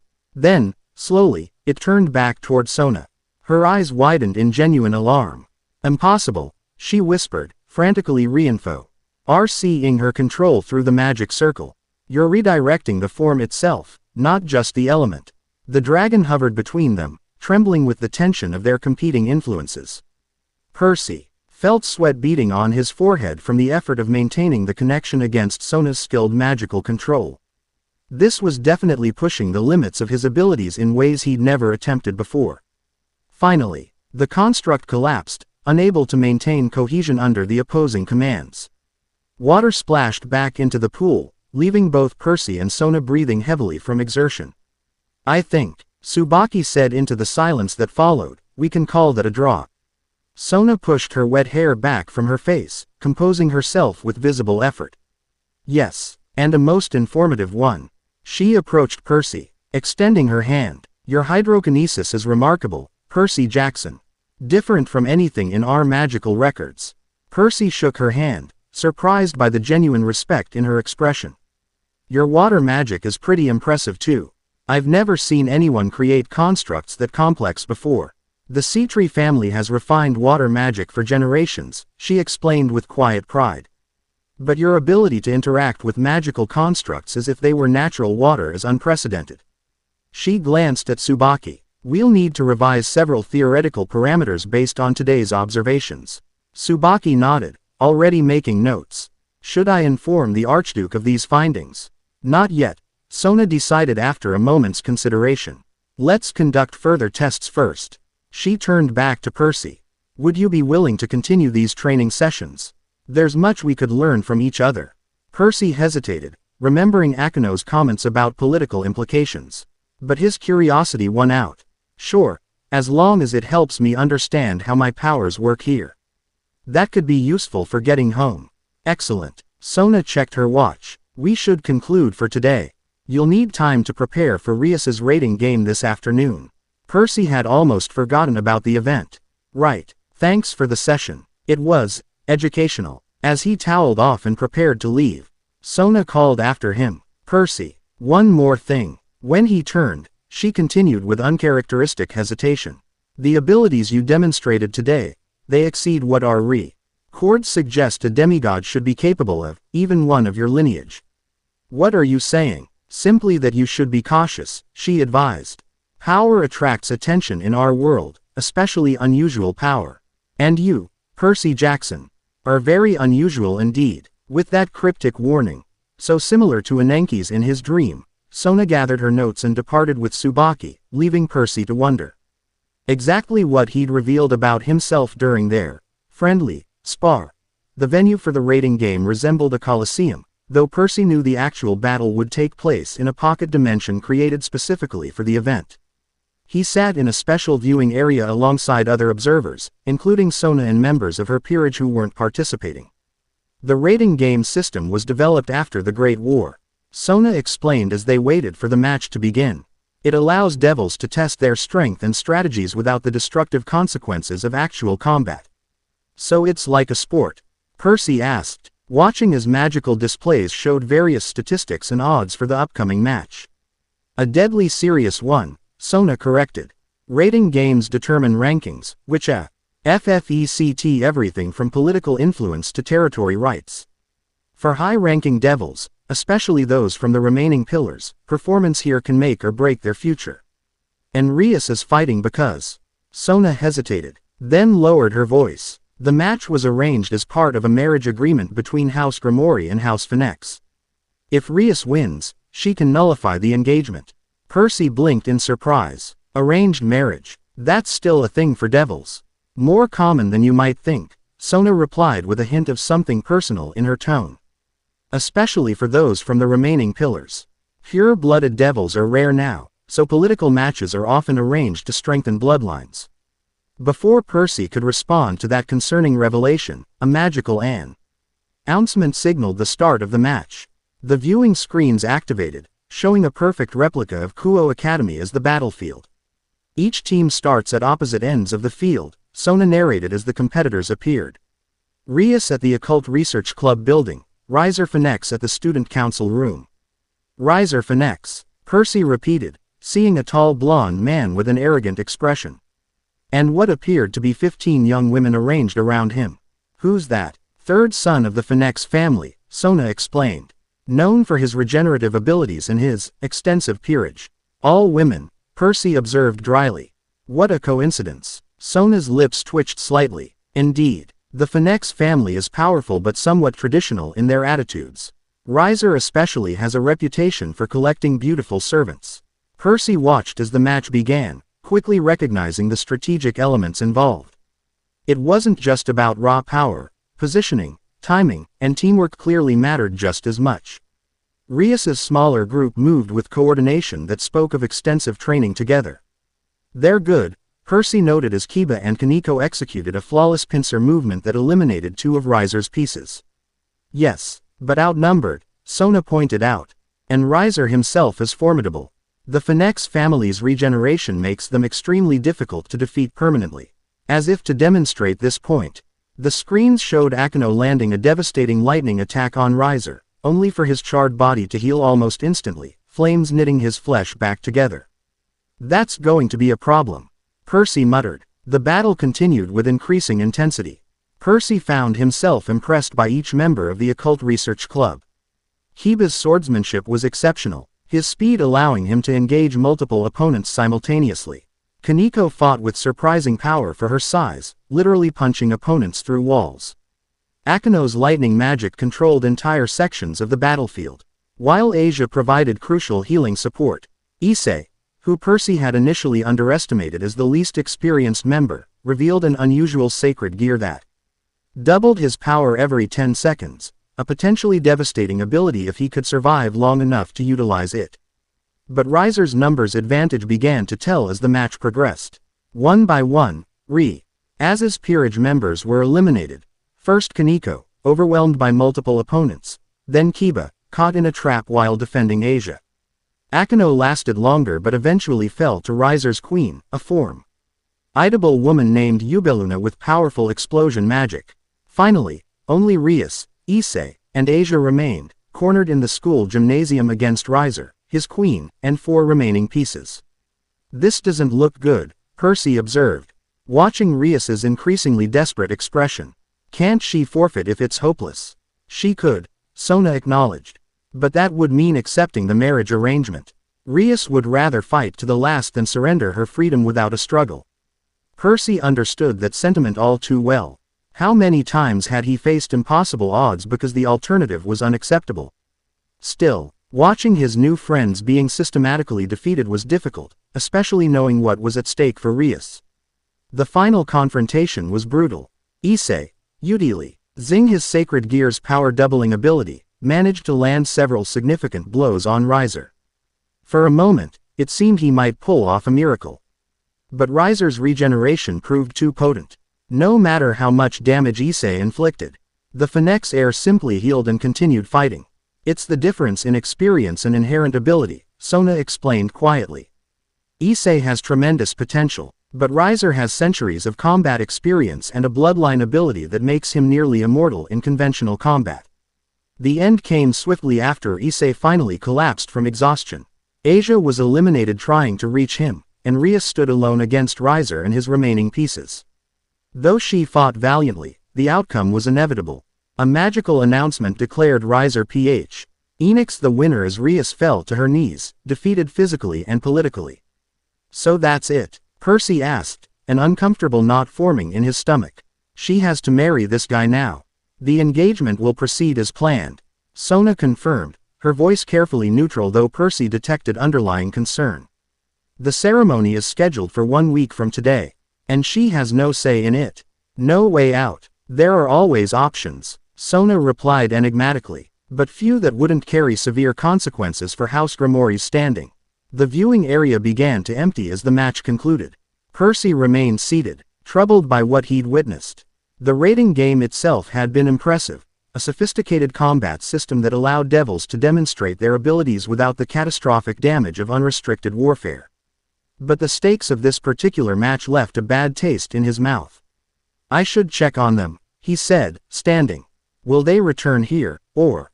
They'll be transported to a recovery area first, Sona explained, rising as well. Devil healing will address their physical injuries quickly, but they'll likely return to the club room afterward. She hesitated, then added, Percy, while I understand your concern, remember that you're still learning our ways. Devil society has different expectations and traditions than human society, or demigod society, for that matter. Some traditions deserve to be challenged, Percy replied simply. Sona studied him with that calculating gaze. Perhaps, but choose your battles carefully, Percy Jackson. You already have powerful entities watching your movements in our world. Adding political complications could make your situation even more precarious. Noted, Percy said, though they both knew he wasn't promising anything. Thanks for explaining the rating game. It was informative. As Percy made his way back toward Kuo Academy, he couldn't shake the image of Rias's defeated expression. He'd only known her for a few days, but he recognized the look of someone trapped by circumstances beyond their control. It was a feeling he knew all too well from years of dealing with prophecies and divine politics. Sun was setting by the time he reached the old school building. The lights were on in the Occult Research Club room, suggesting the team had indeed returned. Percy hesitated outside the door, unsure if his presence would be welcome after their defeat. Before he could decide, the door opened to reveal Akano. Percy, she greeted, her usual playful demeanor subdued. We wondered if you'd watched the match. I did, he confirmed. You all fought well. Not well enough, she replied, a hint of bitterness in her tone.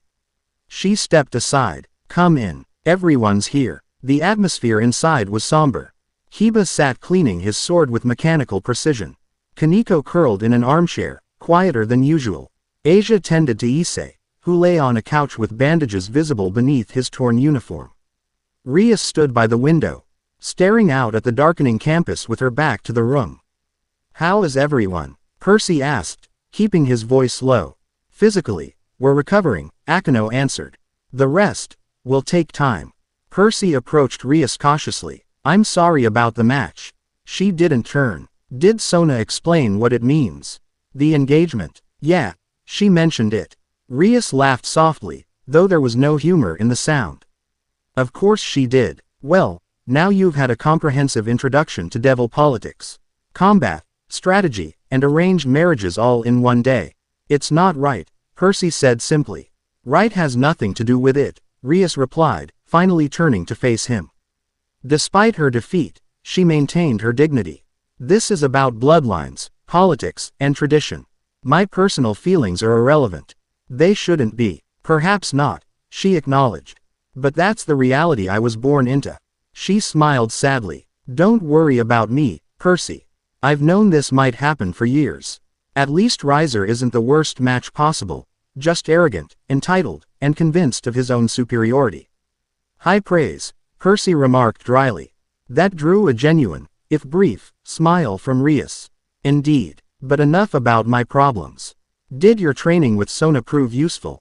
Percy recognized the deliberate change of subject but decided to respect her choice. Yeah, actually, I learned some interesting things about how my powers work here. Oh, Rias's expression shifted to genuine curiosity, temporarily displacing her concerns. Percy explained his morning session with Sona, describing the differences he'd noticed in his hydrokinesis and the unexpected interaction with magical water constructs. As he spoke, the others gradually turned their attention to his account, seemingly grateful for the distraction from their defeat. Taking control of another's water construct. Akeno looked impressed. That's unprecedented. Devil magic usually responds only to its caster. Sona said something similar. Percy confirmed. She thinks it's because I'm not controlling the magic itself, just the water. Fascinating, Rias murmured. And concerning, from a strategic perspective. If your abilities can counter or even redirect devil water magic, what other magical systems might you affect? I honestly don't know, Percy admitted. This is all new territory for me too. Issei sat up with a groan, wincing at his still healing injuries. So you're saying you could potentially take control of any water-based attack? That's seriously overpowered, man. Maybe, Percy said, but it took a lot of concentration against Sona, and she's just one person. Against multiple opponents, I doubt I could maintain that kind of control. Still, it's a significant tactical advantage, Kiba observed. One that others will certainly take note of once word spreads. Which brings us to another matter, Rias said, her expression growing serious again. While we were recovering from the raiding game, I received word from my brother. There's been unusual movement among the fallen angels, centered around a high-ranking leader named Kokobile. Kokobile, Percy repeated. What kind of movement? Recruitment, weapon gathering, and most concerning, research into ancient artifacts, Rias explained. My brother believes Kokobile may be planning something significant, and that it might be connected to your arrival. Why would a fallen angel care about me? Percy asked, though he was beginning to suspect the answer. Power, Akeno said simply. You represent an unknown variable, a demigod from another reality with abilities that don't conform to our world's magical systems. To someone like Kokobile, who's always seeking advantages in the ongoing Cold War between factions, you're either a potential ally or a threat to be eliminated. Great, Percy muttered. So now I've got fallen angels watching me too. Anyone else I should add to the list? Probably most supernatural factions by now. Kaneko said matter-of-factly. News travels fast. Searsex is concerned enough that he's assigned additional security to Kuo Town, Rias continued. And he specifically requested that you remain with us where you can be protected. Percy frowned. I appreciate the concern, but I can take care of myself. I've been fighting gods and monsters since I was 12. In your world, Rias pointed out. Here, the rules are different, the enemies are different, and as your training with Sona demonstrated, even your own powers behave differently. She had a point, as much as Percy hated to admit it. He was still learning how this world worked, still discovering the nuances of his abilities here.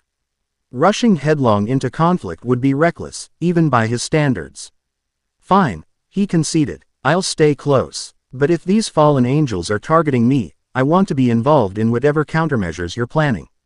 I won't hide while others fight my battles. Rias studied him for a moment, then nodded. Fair enough. In fact, given what we now know about your abilities, you could be crucial to our defense strategy. She gestured to a map of Kuo Town spread on a nearby table. Let's discuss options. The strategic planning session continued late into the evening. Despite their recent defeat, the Occult Research Club members approached the new threat with professional focus, temporarily setting aside their personal disappointments. Percy found himself impressed by their resilience and tactical thinking. By the time they finished, a comprehensive defense plan had been established. Patrol routes were assigned, communication protocols established, and contingencies discussed for various attack scenarios. Percy would partner with different team members throughout the week, both for his protection and to familiarize everyone with how his abilities could complement theirs in combat. This should suffice for now, Rias concluded, reviewing their plans one final time. But remain vigilant. Kokobil is not to be underestimated. He was a leader during the Great War, with power comparable to a Devil King. We'll be ready, Kiba assured her, his expression hardened with unusual intensity. Percy had noticed the swordsman seemed particularly affected by the mention of Kokobil, though he hadn't explained why. As the meeting broke up, Percy found himself walking alone. G sighed Akeno as they headed toward their respective rooms. You handled that well, she observed. Many would have balked at being told they needed protection. Percy shrugged. I've learned the hard way that pride gets people killed. Besides, I actually do need to learn more about this world if I'm going to survive long enough to find a way home. Akeno smiled, some of her usual mischievous nature returning. Humble and handsome, a rare combination. When Percy looked embarrassed, she laughed softly. You should get some rest. Tomorrow promises to be interesting, especially if you're partnered with me for morning patrol. Is that the schedule? Percy asked, realizing he'd lost track of the assignments during the planning session. Indeed, Akeno confirmed with a wink. I requested you specifically. After seeing what you can do with water, I'm curious how it might interact with my lightning. The possibilities are electrifying. Percy groaned at the pun but couldn't help smiling. I'll be ready. Good night, Akeno. Sweet dreams, Percy Jackson, she replied. Hopefully without divine messengers this time. Percy paused, surprised. How did you know about that? Akeno's smile turned mysterious. You talk in your sleep. Quite informative, really. With that parting revelation, she continued down the hallway, leaving Percy to wonder exactly what he might have said while dreaming of Anank. Sleep came more easily than Percy expected, his body still adjusting to the physical and mental demands of this new world. This time, his dreams were mercifully ordinary, fragmented images of Camp Half-Blood. His mother's apartment, Annabeth's smile. For a few hours, at least, he wasn't a dimensional traveler or a pawn in supernatural politics. He was just Percy Jackson, missing home. The next morning dawned clear and cool. Perfect weather for the patrol Akeno had mentioned. Percy met her at the school gates just after sunrise, dressed in the casual clothes that had been provided for him, jeans, a t-shirt, and a light jacket that concealed Riptide in its pocket. Good morning, Akeno greeted cheerfully. Unlike her school uniform or the battle outfit she'd worn during the raiding game, today she was dressed in a simple purple sundress with a white cardigan. She looked like any ordinary college student out for a morning walk, though Percy knew better than to underestimate her based on appearance. Morning, he replied. Nice day for a patrol. Indeed, and for showing you more of Kuo Town. You've seen precious little of it beyond battle sites and the academy. Their patro, El Route took them through residential neighborhoods, shopping districts, and finally a large park at the center of town. Akeno pointed out important landmarks and explained the territorial boundaries that divided the town between devil factions. The Grimoire and Citri families share oversight of this area, she explained as they walked through the park. It's unusual for two devil houses to cooperate so closely. But Rias and Sona have been friends since childhood. They seem pretty different, Percy observed. Sona's all analytical and strategic, while Rias is more. He searched for the right word. Passionate, Akeno suggested with a smile. Yes, they approach leadership differently, but both are exceptionally capable. Their friendship has benefited both houses over the years. They used at a fountain in the center of the park. Percy felt the familiar tug of water nearby, a comforting sensation in this still unfamiliar world. Without thinking, he reached out with his senses, connecting to the water flowing through the fountain. Show off, Akino teased as the water began forming elaborate shapes above the fountain. Dolphins, horses, tridents that danced and twisted before dissolving back into the basin. Percy grinned. Just checking the equipment. So far the patrol's been pretty quiet. Most supernatural activity happens after dark, Akino explained. These morning patrols are more about establishing presence and checking for any signs of boundary breaches overnight. As they continued walking, Percy found himself curious about his patrol partner. Despite her friendly demeanor, Akino remained somewhat mysterious compared to the others he'd met. So, how did you end up as part of Rias's group? He asked. If you don't mind me asking. Akino was quiet for a moment, her usual playful expression sobering. Rias saved me, she said finally. When I had nowhere else to go, she offered me a place. A purpose. She glanced at Percy. My background is complicated. Half devil, half fallen angel, not exactly welcomed in either society. I can relate to the not fitting in part, Percy admitted. Demigods tend to stick out in the mortal world. Monsters can smell us, which makes normal life pretty much impossible. Yes, I imagine being hunted would make school rather difficult, Akino agreed with a touch of dry humor. Though I suppose you had your own sanctuary, like we have Kuo Academy. Camp Half-Blood, Percy confirmed, a wave of homesickness washing over him at the thought. A training ground and safe haven for demigods. One of the few places we can just be ourselves without worrying about monster attacks or freaking out regular humans. You miss it, Akino observed gently. Yeah, and the people there. Percy didn't elaborate, but Annabeth's face flashed in his mind. Akino seemed to understand the unspoken sentiment. We'll find a way to get you home, Percy. Rias doesn't give up on her friends, and neither do I.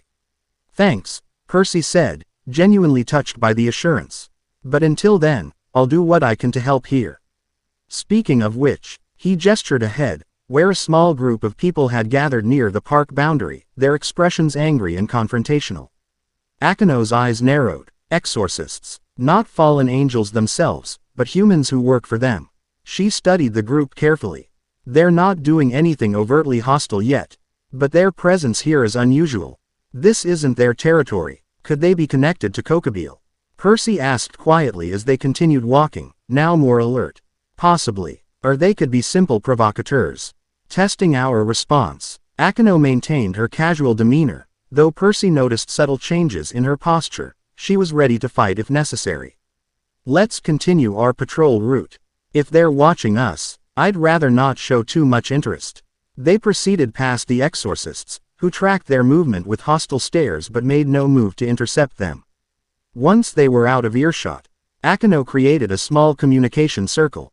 Rias, we've spotted exorcists in the Central Park, 5 individuals, armed but not engaging. Yes, we'll continue monitoring, understood. The circle disappeared. Rias says to complete our patrol but avoid confrontation if possible. Kiba and Kaneko will relieve us in an hour. Percy nodded, his hand instinctively moving to his pocket where Riptide waited. Fine by me, though I have to say, for people supposedly targeting me, they're being pretty subtle about it. Reconnaissance before action, Akino suggested. They're assessing your habits, movements, companions. Standard tactical approach. They completed their circuit of the park without further incident, though Percy remained aware of being watched. As they exited through the main gates, he noticed the exorcists had disappeared.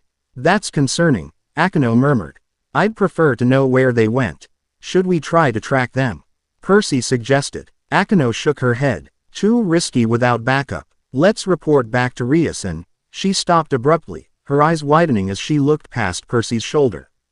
Oh my. Percy turned to find himself face to face with a tall, elegant woman with silver hair and piercing violet eyes.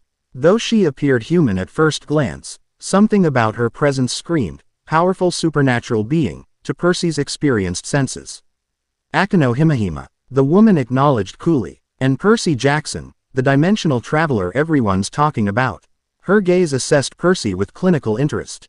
Yes, I see why Kokobile is concerned. Penemu. Akino replied, her voice carefully neutral. This is unexpected. The Governor-General rarely sends his chief secretary into devil territory. Penemu smiled thinly. Except, Ional circumstances call for exceptional measures. May we speak privately? Her gaze flicked meaningfully to Percy. Or rather, I wish to speak with Mr. Jackson privately. That's not happening, Akino said firmly. Subtle lightning beginning to crackle between her fingers. Percy remains under Grimoire protection. I mean him no harm, Penemu assured her. Quite the opposite, in fact. Governor General Azazel sent me with a warning, and an offer. I'm listening, Percy said before Akino could object further. But anything you say to me can be said in front of Akino. Penemu studied him for a moment, then nodded. Very well. The warning first. Kokobile has gone rogue. The attack on Kuo Academy was not sanctioned by Grigori leadership.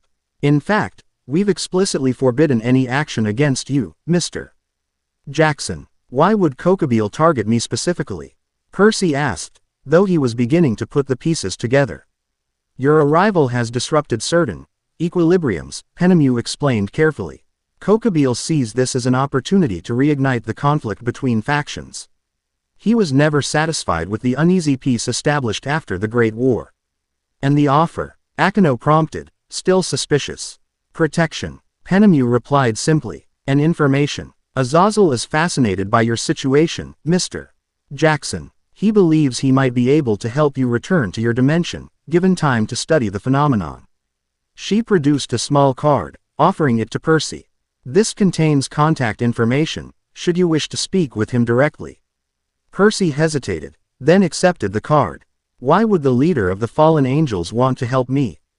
Azazel's primary interest is knowledge, not politics, Penemu said with a hint of fondness in her tone. He collects sacred gears, studies unusual phenomena, and generally pursues understanding above all else. A demigod from another dimension. You're practically his ideal research subject. That's not exactly reassuring, Percy pointed out. Penemu actually laughed. No, I suppose not. But his intentions are genuine. Kokobile represents a faction of fallen angels who wish to resume the war. Azazel represents those who prefer peace and progress. Her expression grew serious again. Consider his offer, Mr. Jackson. Kokobile will not give up easily, and he commands significant forces. With that warning delivered, she stepped back. I've fulfilled my mission. The rest is up to you. Black feathered wings suddenly extended from her back, and with a powerful downstroke, she launched into the sky, quickly disappearing from view. Well, Percy said after a moment, that was informative. And concerning, Akino added, her expression troubled. If Azazel himself is taking an interest in you, the situation is even more complicated than we realized. Percy examined the card Penemu had given him. It appeared to be an ordinary business card with a phone number and a simple emblem, a feather crossed with what looked like a scientific instrument of some kind. Should I contact him? Percy asked, genuinely uncertain. If he really can help me get home. I wouldn't decide yet, Akino advised. Let's discuss this with Rias first. Dealings between devils and fallen angels are delicate at the best of times, and these are far from the best of times. She created another communication circle. Rias, we need to return immediately. We've had contact with Grigori, Penemu herself. The response was immediate. The air before them shimmered, and a transportation circle appeared. That's our cue, Akino explained. Step. Ping into the circle and gesturing for Percy to follow. Rias wants us back now. Percy pocketed the card and joined Akino in the circle. The now familiar sensation of magical transport washed over high. Like being pulled inside out through a straw. And then they were standing in the Occult Research Club room, where Rias waited with Kiba and Sona. Sona arrived just before your call, Rias explained, gesturing for them to sit. Penemu approached you directly. That's unprecedented. Akino quickly recounted their encounter, including Penemu's warning about Kokobile and Azazel's offer. When she finished, both Rias and Sona looked deeply concerned. Kokobile going rogue changes the strategic landscape, Sona observed, adjusting her glasses. If he's no longer constrained by Grigori leadership, he could act much more aggressively. Rias finished the thought, and if he's targeting Percy specifically, none of our previous defensive plans will suffice. What about Azazel's offer? Percy asked. Could he really help me get home? Sona and Rias exchanged glances. Azazel is complicated, Rias said carefully. He's brilliant, eccentric, and genuinely more interested in research than warfare. But he's still the leader of the fallen angels, with all the political entanglements that entails. His knowledge of dimensional theory is unparalleled, Sona acknowledged. If anyone in this world could help you return to yours, Azazel would be among the most capable. But accepting his help would have consequences, Kiba pointed out. The devil faction, particularly the more conservative houses, would view it as an alignment with fallen angels. Politics again, Percy sighed. Look, I appreciate everyone's concern, but my priority has to be getting home. If Azazel can help with that, I need to at least hear what he has to say. Rias nodded slowly. I understand, and I won't prevent you from contacting him if that's your decision. But perhaps we can find a more neutral approach. A meeting with representatives from multiple factions present, to avoid any appearance of exclusive alliance. A summit of sorts, Sona mused. It could actually serve multiple purposes. Addressing Percy's situation, discussing Kokobil's rogue status, perhaps even broader peace initiatives. Ambitious, Rias commented with a small smile. But potentially valuable. Can you begin the arrangements? Of course, Sona agreed. My family has contacts in several neutral territories that could serve as meeting grounds. Their planning was interrupted by a frantic pounding on the club room door. Ba opened it to reveal a disheveled student, one of the ordinary humans who attended Kuo Academy. President Rias. The boy gasped. There's a man at the main gate. He says he's looking for Percy Jackson. He's got a sword and he's not human. His eyes are glowing. Percy was on his feet instantly, riptide already in hand. Description. Tall, black hair, wearing some kind of ancient armor, the student stammered. He said if Percy Jackson doesn't come out, he'll start killing students. Kokobil. Rias questioned, already summoning her power. No, Percy said grimly. That sounds like Hades. This world's version of him, anyway. The god of the underworld. Sona looked alarmed. Why would he come here personally? To capture me, Percy answered, remembering his dream. He's been watching since I arrived. If that's truly Hades, we cannot match him in direct combat, Rias warned. Even my brother would hesitate to confront a god of his stature. You don't have to, Percy said, heading for the door. This is my problem. I'll deal with him. Percy. Wait, Akeno called after him. You can't face a god of this world alone. I've faced gods before, Percy replied without slowing. Besides, he wants me alive, at least for now. That gives me an advantage. The others followed as Percy raced across campus toward the main gates. Students were being evacuated from the area, many looking confused and frightened. Percy pushed through the crowd, riptide still in pen form but ready. At the gates stood a figure exactly as the student had described, tall and imposing in ancient Greek. Armor that seemed to absorb light rather than reflect it.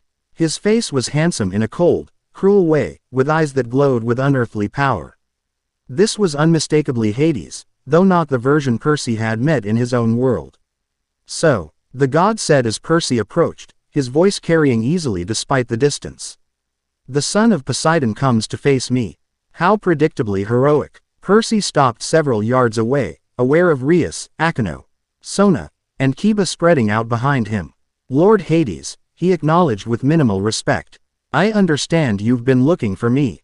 Hades smiled, the expression devoid of warmth. Observing, primarily. Until now, his gaze shifted to the devils behind Percy. This doesn't concern you, children of Lucifer. The demigod comes with me, or I demonstrate why gods do not answer to devils. Percy Jackson is under my protection, Rias stated firmly, though Percy could sense her tension. Any action against him is an action against House Grimoire. Noble, but irrelevant, Hades dismissed. The balance between pantheons supersedes devil politics. This interloper threatens ancient agreements merely by existing in our world. I didn't choose to come here, Percy pointed out. And I'm trying to find a way home. Your intentions are immaterial, Hades replied. Your presence disrupts divine equilibriums established after the Great War. Already the sea stirs with your father's essence. Though Poseidon himself remains bound by our non-interference pact. That was interesting information. If this world's version of his father was aware of him, perhaps Here was another potential ally in his quest to return home. What exactly do you want from me? Percy asked, buying time as he considered options. You will accompany me to the underworld, Hades stated. There. You will remain contained until we determine how to return you to your dimension without further disruption to the divine order. And if I refuse? Hades raised an eyebrow. Observe. He made a small gesture. And the ground before him split open. From the fissure rose 3 massive Cerberus hounds, each the size of a tank, with 3 heads displaying razor-sharp teeth. Unlike the offspring Percy had fought earlier, these were full-grown specimens of terrifying power. These are but a fraction of the forces at my disposal, Hades informed him calmly. I would prefer not to unleash them on this school, but my patience has limits. Percy uncapped Riptide, the celestial bronze blade expanding to full length. Behind him, he heard Rias and the others preparing their own powers. The trident pendant at his chest grew warm, almost humming with energy. There's another option, Percy suggested, an idea forming. A contest. Hades tilted his head slightly, a flicker of interest crossing his face. Continue. Greek gods love contests, right? Tests of skill, wit, power. Percy gestured to the Cerberus hounds. I'll fight one of your pets. If I win, you leave me alone to find my own way home. If I lose, I'll go with you voluntarily. Percy. No, Akino hissed behind him. You can't beat a full-grown Cerberus. But Hades was already considering the offer, a cold amusement in his glowing eyes. Interesting. You would risk your freedom on a single combat. I would, Percy confirmed. Unless you're afraid I might win. It was a calculated risk, appealing to a god's pride while offering a seemingly unwinnable challenge. Percy had learned from experience that immortals often couldn't resist such proposals, their arrogance blinding them to potential downsides. Hades laughed, the sound like ice cracking. Very well, son of Poseidon, your challenge is accepted. He gestured to the central Cerberus. Defeat this guardian of the underworld, and I will grant you a temporary reprieve. Fail, and you belong to me. The massive 3-headed hound stepped forward, all 6 eyes fixed on Percy with murderous intent. Each head was the size of a car, fangs gleaming with caustic saliva that sizzled when it hit the ground. Percy, this is madness, Rias urged. Let us help you. Stay back, Percy instructed firmly. This is between me and Hades. Besides, he added with a confidence he didn't entirely feel, I've got a plan. The Cerberus lunged without warning, 3 heads attacking from different angles. Percy rolled beneath the center head snap, feeling hot breath wash over him as jaws closed on empty air. He came up swinging, Riptide slashing across one nose and drawing a howl of pain from all 3 mouths. The hound recovered quickly, paws the size of trash can lids. Swiping at Percy with devastating force. He dodged the first but caught a glancing blow from the second, the impact sending him tumbling across the ground. Pain lanced through his ribs, at least one was cracked. First blood to the beast. Hades observed with cold satisfaction. Perhaps this contest will be briefer than anticipated. Percy pushed himself up, ignoring the pain. The fight had only just begun, and he had yet to utilize his true advantage. He reached for his connection to water, feeling for sources nearby. There, underground pipes, a drainage system beneath the school grounds. Percy concentrated, feeling the familiar tug in his gut as he called to the water. The ground rumbled, and then pipes burst in a dozen places, water gushing upward around the battlefield. That's more like it, Percy muttered, his confidence growing as his element surrounded him. He directed the water around himself, letting it heal his injured ribs and energize his body. The Cerberus attacked again, but this time Percy was ready. He formed the water into a rising platform, launching himself over the beasts' heads. While airborne, he created 3 javelins of ice, sending them hurtling toward each set of eyes simultaneously. The center head took the projectile directly, one eye punctured and immediately dissolving into ichor. The left head managed to dodge, while the right was struck in the snout rather than the eye. The Cerberus howled in rage and pain, all 3 heads snapping wildly as Percy landed behind it. Impressive, Hades acknowledged, but my pet is far from defeated. The Cerberus whirled with surprising speed for its size, tail lashing out and catching Percy before he could dodge again. The impact sent him flying into the school gate, which crumpled under the force. This time, multiple ribs cracked, and Percy tasted blood. The water responded to his pain, swirling around him protectively as he struggled to his feet. The Cerberus stalked forward, more cautious now but still confident in its overwhelming power. All three heads snarled in unison, acidic drool melting the pavement beneath them. Percy knew he couldn't win through conventional combat. The beast was simply too powerful, too durable. He needed a different approach, something unexpected. The trident pendant against his chest pulsed rhythmically, almost like a suggestion. Following instinct, Percy grasped the pendant with his free hand while maintaining his connection to the surrounding water. Immediately, he felt a surge of power, different from his usual abilities, more attuned to this world-specific energy patterns. The water around him began to glow with that same blue luminescence he'd discovered during training with Sona, but intensified tenfold. It swirled faster, taking on forms that seemed almost alive, sea creatures, warriors. Tridents that danced and shifted with a will of their own. "What is this?" Hades demanded, his confident expression faltering slightly. "That artifact was lost centuries ago." Percy didn't answer, too focused on channeling the strange new power flowing through him. The glowing water coalesced into a massive construct, a warrior figure composed entirely of luminescent liquid that stood as tall as the Cerberus itself. Percy moved, and the water warrior moved with him, mimicking his actions on a giant scale. The Cerberus hesitated, sensing the change in its opponent. When it finally attacked again, Percy and his water construct moved in perfect synchronization. As the beast lunged, the construct caught all three heads in a powerful grip, forcing them back while Percy himself darted forward. Riptide leading the way, the celestial bronze blade, enhanced by the same glowing energy that powered the water construct, plunged deep into the Cerberus's chest. The monster howled, all three heads thrashing in agony as ichor poured from the wound. Percy twisted the blade, then pulled it free and leapt back as the beast collapsed, its massive body shuddering. "Yield," Percy demanded, directing his water construct to hold the weakened Cerberus pinned. "The contest is over." Hades stared at him with a mixture of shock and calculating interest. "So it seems. You've bested my guardian using powers beyond what a mere demigod should possess." His eyes narrowed. "The question is, how?" Percy allowed the water construct to dissolve, though he maintained control of the water around him. "I don't know exactly," he admitted honestly. "But I'm starting to think my presence here isn't as accidental as it first appeared." "Indeed." Hades gestured, and the wounded Cerberus sank back into the earth. "Returning to the underworld, you've won our contest, Percy Jackson.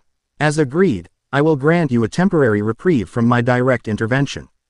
"And after that?" Percy pressed, not trusting the god's sudden acquiescence. "After that depends on what you do with your freedom," Hades replied cryptically. "The pantheons watch you, son of Poseidon. Your actions here ripple across divine realms in ways you cannot yet comprehend." He stepped back, shadows gathering around his form. "We will meet again, when the waters rise." The same phrase from Percy's dream with an ank. Before he could question it, Hades vanished in a swirl of darkness, leaving no trace of his presence except the damaged school gates and broken pavement. Percy capped Riptide, suddenly aware of how quiet the area had become. He turned to find Rias, Akino, Sona, and Kiba staring at him with expressions ranging from shock to awe. "What?" Sona finally asked, breaking the silence, "was that?" Percy looked down at the trident pendant, which had stopped glowing but still felt unusually warm against his skin. "I think I just tapped into something more than my regular demigod powers." "That was divine energy," Rias said slowly. "Not devil magic, not fallen angel power, but pure divine essence. The kind that hasn't been seen in the human world since the gods withdrew after the Great War." "The artifact enhanced it," Sona observed, gesturing to the pendant. "But the power came from you, Percy. Somehow, you're accessing divine energy pools that should be sealed or restricted in this world." Percy remembered Ananke's warning. "The power you carry is not just your father's gift. In this world, it resonates with older forces. I think," he said carefully, "that whatever brought me here knew this would happen. That my powers would work differently, maybe even amplify, in this world. Which makes you an even more valuable target," Akino concluded grimly. "No wonder Kokobel is moving against you. No wonder Azazel is interested. If you can access divine power in a world where such power has been deliberately contained. I could upset the balance between factions," Percy finished. Yeah, I'm getting that picture pretty clearly now. Rias placed a hand on his shoulder. This changes our approach. We need that summit with Azazel sooner rather than later. And we need to understand exactly what's happening with your powers. I agree, Sona said, already creating a communication circle. I'll accelerate the arrangements. In the meantime, Percy should continue training, Entrolled training, to better understand these new abilities. Percy nodded, though he felt a growing unease. Every new discovery seemed to complicate his situation further, making his goal of returning home seem increasingly distant. And now he apparently had access to powers he didn't fully understand or control. Just another Tuesday for Percy Jackson. Word of Percy's confrontation with Hades spread quickly through supernatural circles. By evening, the Occult Research Club had received inquiries from no fewer than 7 devil houses, 3 yokai factions, and what appeared to be a representative of the Norse pantheon. All expressing concern, or interest, in the dimensional traveler. Your social calendar is filling up nicely, Akeno teased as she sorted through the messages. Though I'd avoid Lord Odin if I were you. His interest in powerful young men usually involves recruiting them for Valhalla, which would complicate your goal of returning home. Thanks for the tip, Percy replied dryly. He sat by the window in the club room, watching as magical barriers were reinforced around the school grounds. After the day's events, security had been significantly increased. Rias entered, looking tired but composed. Sona has arranged the summit for tomorrow evening. Neutral Territory, a conference facility owned by a consortium of supernatural entities who maintain strict non-intervention policies. That was fast, Percy commented, impressed by Sona's efficiency. The situation demands expedience, Rias replied. Besides, it seems everyone is eager to meet the demigod who defeated Hades' Cerberus and manifested divine energy in the human world. Great, Percy muttered. Just what I wanted, to be a supernatural celebrity. Fame has its uses, Akeno pointed out. You now have leverage you didn't possess before. Various factions will be more inclined to help you if they believe you might help them in return. I'm not interested in playing politics, Percy insisted. I just want to go home. Sometimes politics is the only path to what you want, Rias said gently. You understood that when you challenged Hades to a contest rather than a direct fight. That was politics. Finding a solution that allowed both parties to maintain dignity while achieving their goals. Percy couldn't argue with that assessment. Fine, so what's the plan for this summit? Azazel will attend personally, Rias explained, as will representatives from several devil houses, including my brother. The Archangel Michael is sending an observer, though not attending himself. Several other factions will have limited representation. Sounds like a full house, Percy observed. What about Kokobile? If he's targeting me specifically, won't this gathering be the perfect opportunity? That's been considered, Rias assured him. The venue has some of the strongest protective barriers in existence. Even a being of Kokobile's power couldn't breach them without significant preparation and resources. Besides, Akeno added, attacking during a summit would unite multiple factions against him. Even Kokobile isn't that reckless. Percy wasn't entirely convinced, but he nodded anyway. So what do I do until then? More training. Actually, Rias said with a slight smile, I was thinking you might benefit from something more normal. A chance to experience our world without combat or politics for a few hours. What did you have in mind? Percy asked cautiously. There's a festival in town tonight, Akeno explained, her eyes twinkling with mischief. Food, games, music, a celebration of local culture. We thought you might enjoy seeing the pleasant side of Japan while you're here. The idea was appealing. After days of dimensional rifts, supernatural politics, and life-threatening battles. A few hours of normalcy sounded like paradise. That actually sounds great, Percy admitted. But what about security? If I'm such a valuable target, we'll all attend, Rias assured him. The entire club, plus some of Sona's group. Protection without making it obvious that you're being protected. A date with bodyguards, Percy said with a half-smile. Well, why not? It can't be any weirder than the rest of my time here. Preparations for the evening out were surprisingly elaborate. Hiba provided Percy with traditional Japanese festival attire, a yukata in deep blue with wave patterns that seemed especially appropriate.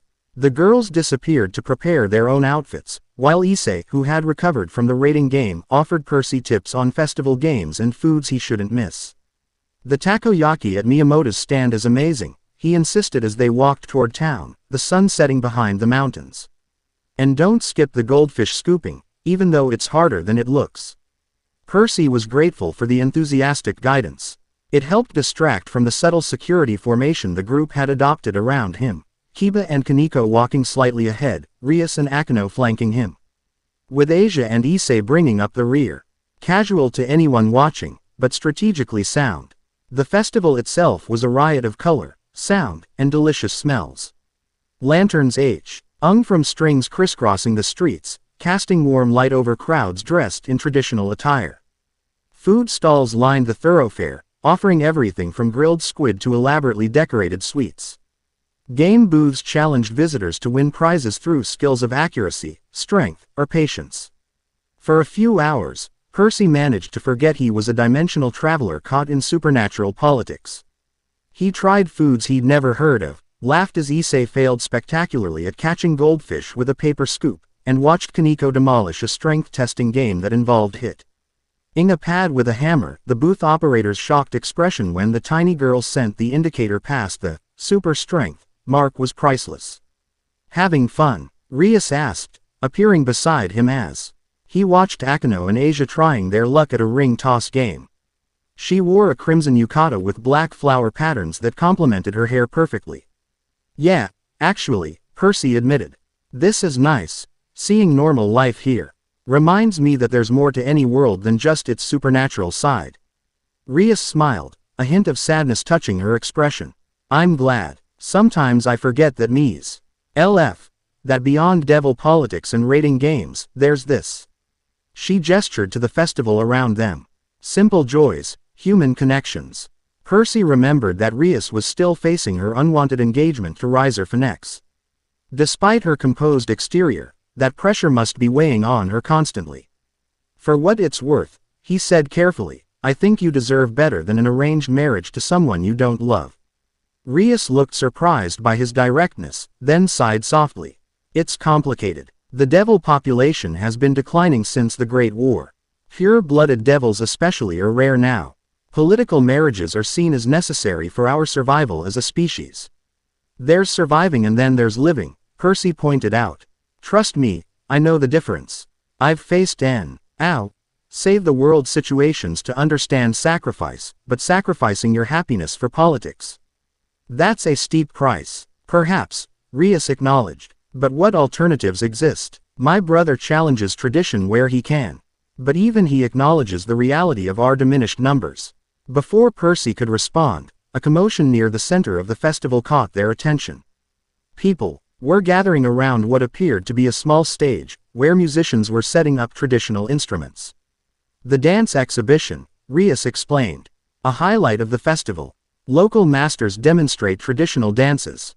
Then invite participants from the crowd to join. The music began, haunting flute melodies accompanied by the rhythmic beating of drums. Professional dancers in elaborate costumes performed intricate movements that told stories without words. Percy found himself captivated by the precision and grace on display. When the exhibition ended, the lead dancer invited goers to participate in a simpler dance meant for everyone. People began to form circles, following basic steps demonstrated by the professionals. We should join, Akeno suggested, appearing at Percy's other side. Her yukata was purple with white blossoms, her hair arranged in its usual ponytail but with decorative pins added for the occasion. It's tradition, after all. I don't dance, Percy protested automatically. Everyone dances at festivals, Akeno insisted, taking his hand. Besides, when will you get another chance to experience authentic Japanese cultural traditions? Put that way, Percy couldn't really refuse. He allowed Akeno to lead him into one of the forming circles, joined shortly by Rias, Asia, and even Kaneko. Kiba and Issei remained at the perimeter, maintaining vigilance while trying to look casual about it. The dance was simple enough. Rhythmic steps moving clockwise, occasional claps and turns, nothing too complicated. Percy found himself enjoying it despite his initial reluctance. There was something liberating about being part of a community celebration, connected to the people around him through shared movement and music. As the dance continued, Percy noticed something odd. The water in decorative fountains around the plaza began to respond to the rhythm, small ripples and splashes matching the drumbeats. He wasn't consciously controlling it, but his connection to water was somehow resonating with the music and movement. Akeno noticed too, her eyes widening slightly before she leaned closer to whisper, "Your powers are responding to the harmony of the dance." "It's beautiful." Percy concentrated, not stopping the phenomenon but guiding it subtly. The water in fountains and drinks and even the moisture in the air began to shimmer with faint luminescence, adding an ethereal quality to the scene without being obviously supernatural. Festival goers noticed the effect but seemed to attribute it to clever lighting rather than water manipulation. For a moment, just a moment, Percy felt perfectly balanced between his demigod nature and this new world. The water responded to him more readily here, yes, but also more creatively, as if it possessed a different kind of awareness than in his home dimension. The dance ended with a final drumbeat, and Percy released his subtle control of the water. Participants applauded the musicians, then began dispersing back to food stalls and games. "That was wonderful," Asia said, her face glowing with innocent joy. "Thank you for joining us, Percy-san." "Thanks for convincing me," he replied with a genuine smile.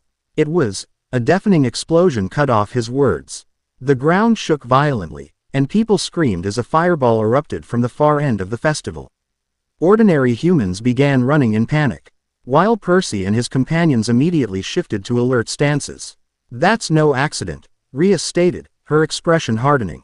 "Kiba, Kaneko, secure a perimeter. Akeno, with me for aerial reconnaissance. Issei, Asia, stay with Percy." "I'm not hiding while you fight," Percy objected, already uncapping Riptide. "This could be a diversion," Rias pointed out sharply. "If Kokobile is targeting you specifically." Another explosion interrupted her, closer this time. Through the smoke and fleeing crowds, Percy glimpsed figures advancing, humanoid shapes with multiple wings extended, accompanied by what appeared to be exorcists in battle gear. "Fallen angels," Akeno confirmed, her festival attire shimmering and transforming into her battle outfit through some kind of magic. "At least a dozen, plus human support. So much for waiting until after the summit," Percy muttered, scanning for water sources he could utilize. The decorative fountains would provide some ammunition, but not enough for a prolonged battle. Change of plans, Rias decided quickly. "We engage together, defensive formation. Our priority is civilian protection while we assess enemy strength and intention." The group moved as one, positioning themselves between the advancing fallen angels and the retreating festival goers.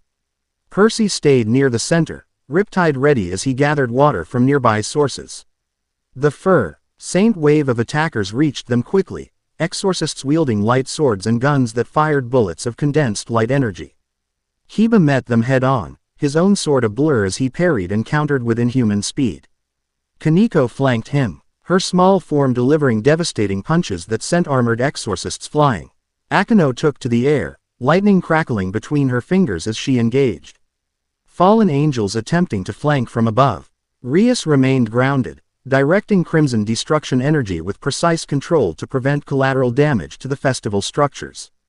Percy found high MSELF facing a fallen angel who broke through the initial defense, a muscular man with 4 wings and a spear of light that crackled with unusual energy. "So you're the dimensional traveler," the fallen angel sneered. "You don't look so impressive up close." "I get that a lot," Percy replied, then attacked without warning. The fallen angel barely blocked Riptide with his light spear, surprise flick. Earring across his face at the celestial bronze weapon's ability to interact with his energy construct. Percy pressed the advantage, years of combat experience guiding his movements as he forced his op on and back with a series of quick strikes. Water responded to his will, swirling around him and hardening into ice projectiles that he launched at the fallen angel's wings. Several connected, drawing cries of pain and limiting the being's aerial mobility. With his opponent partially grounded, Percy closed the distance, Riptide slashing across the fallen angel's chest before he could bring his light spear to bear. The wound wasn't fatal, but it was serious enough to take the fallen angel out of the fight. Percy turned to find his next opponent, only to freeze at the sight before him.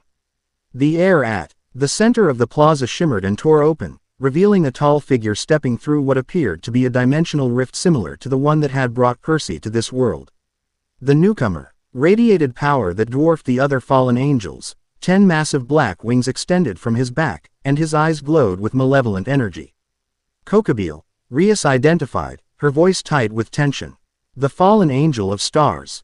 Kokabeel surveyed the battlefield with cold amusement, his gaze eventually settling on Percy. Finally, he said, his voice carrying easily despite the chaos around them. The catalyst for my new war. With a casual gesture, he sent a wave of light energy outward, knocking back everyone, including his own forces, to create a cleared space around himself. Only Percy remained standing, having instinctively created a water shield that absorbed most of the impact. Impressive reflexes, Kokabeel observed. The reports of your abilities weren't exaggerated after all. What do you want? Percy demanded, though he suspected he already knew. Currently, you. Kokabeel smiled, the expression devoid of warmth. Your arrival has created the perfect opportunity, Percy Jackson. Divine power walking the human world again, upsetting carefully maintained balances, drawing attention from all factions. He spread his hands. The perfect spark to reignite the war that should never have ended. I'm not interested in being part of your war, Percy stated firmly. I just want to go home. Your interests are irrelevant, Kokabeel dismissed. Your mere existence here serves my purpose. Though capturing you would certainly accelerate my plans. He attacked without further warning, moving faster than Percy could track. Only instinct saved him, a hasty dodge barely avoiding a light spear that would have impaled him through the chest. Even so, the weapon grazed his side, burning through the yukata and searing his skin with unnatural heat. Percy stumbled back, raising water from a nearby fountain to form a defensive barrier. Kokabeel laughed, the sound genuinely amused. Water against the power of a fallen angel war chief. You are out of your depth, son of Poseidon.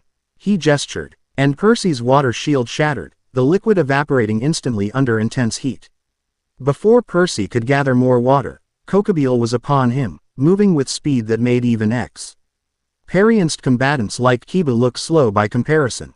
A powerful blow connected with Percy's chest, sending him flying backward into a festival stall that collapsed under the impact. Pain flared through his body, broken ribs. Probably internal injuries as well. The trident pendant against his chest pulsed with energy, but he couldn't focus enough to access the power he'd used against Hades' Cerberus. Percy! Akino shouted, launching a massive lightning strike at Kokabeel. The fallen angel deflected her attack with contemptuous ease, redirecting the lightning into a nearby building that exploded in a shower of debris. Stay out of this, daughter of Barakil.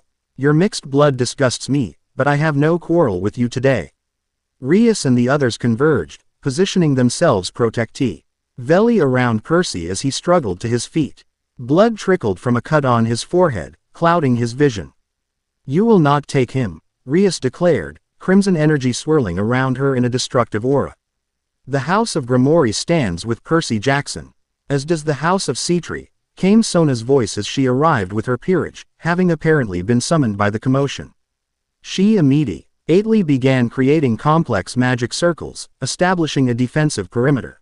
Kokabeel's expression darkened with annoyance. So many insects interfering. He rose into the air, his 10 wings spreading to their full impressive span. Very well, if I cannot take the demigod cleanly, I shall simply escalate matters. He raised his hands, and the sky above the festival grounds tore open, revealing what appeared to be a massive stockpile of light weapons, spears, swords, and what looked disturbingly like bombs, all pulsing with devastating energy. Behold the arsenal I've prepared, Kokabeel announced. Enough power to level this entire town and everyone in it. Perhaps the demigod will be more cooperative when he realizes the alternative is mass destruction. You're insane, Sona stated flatly. Such an attack would unite all factions against you.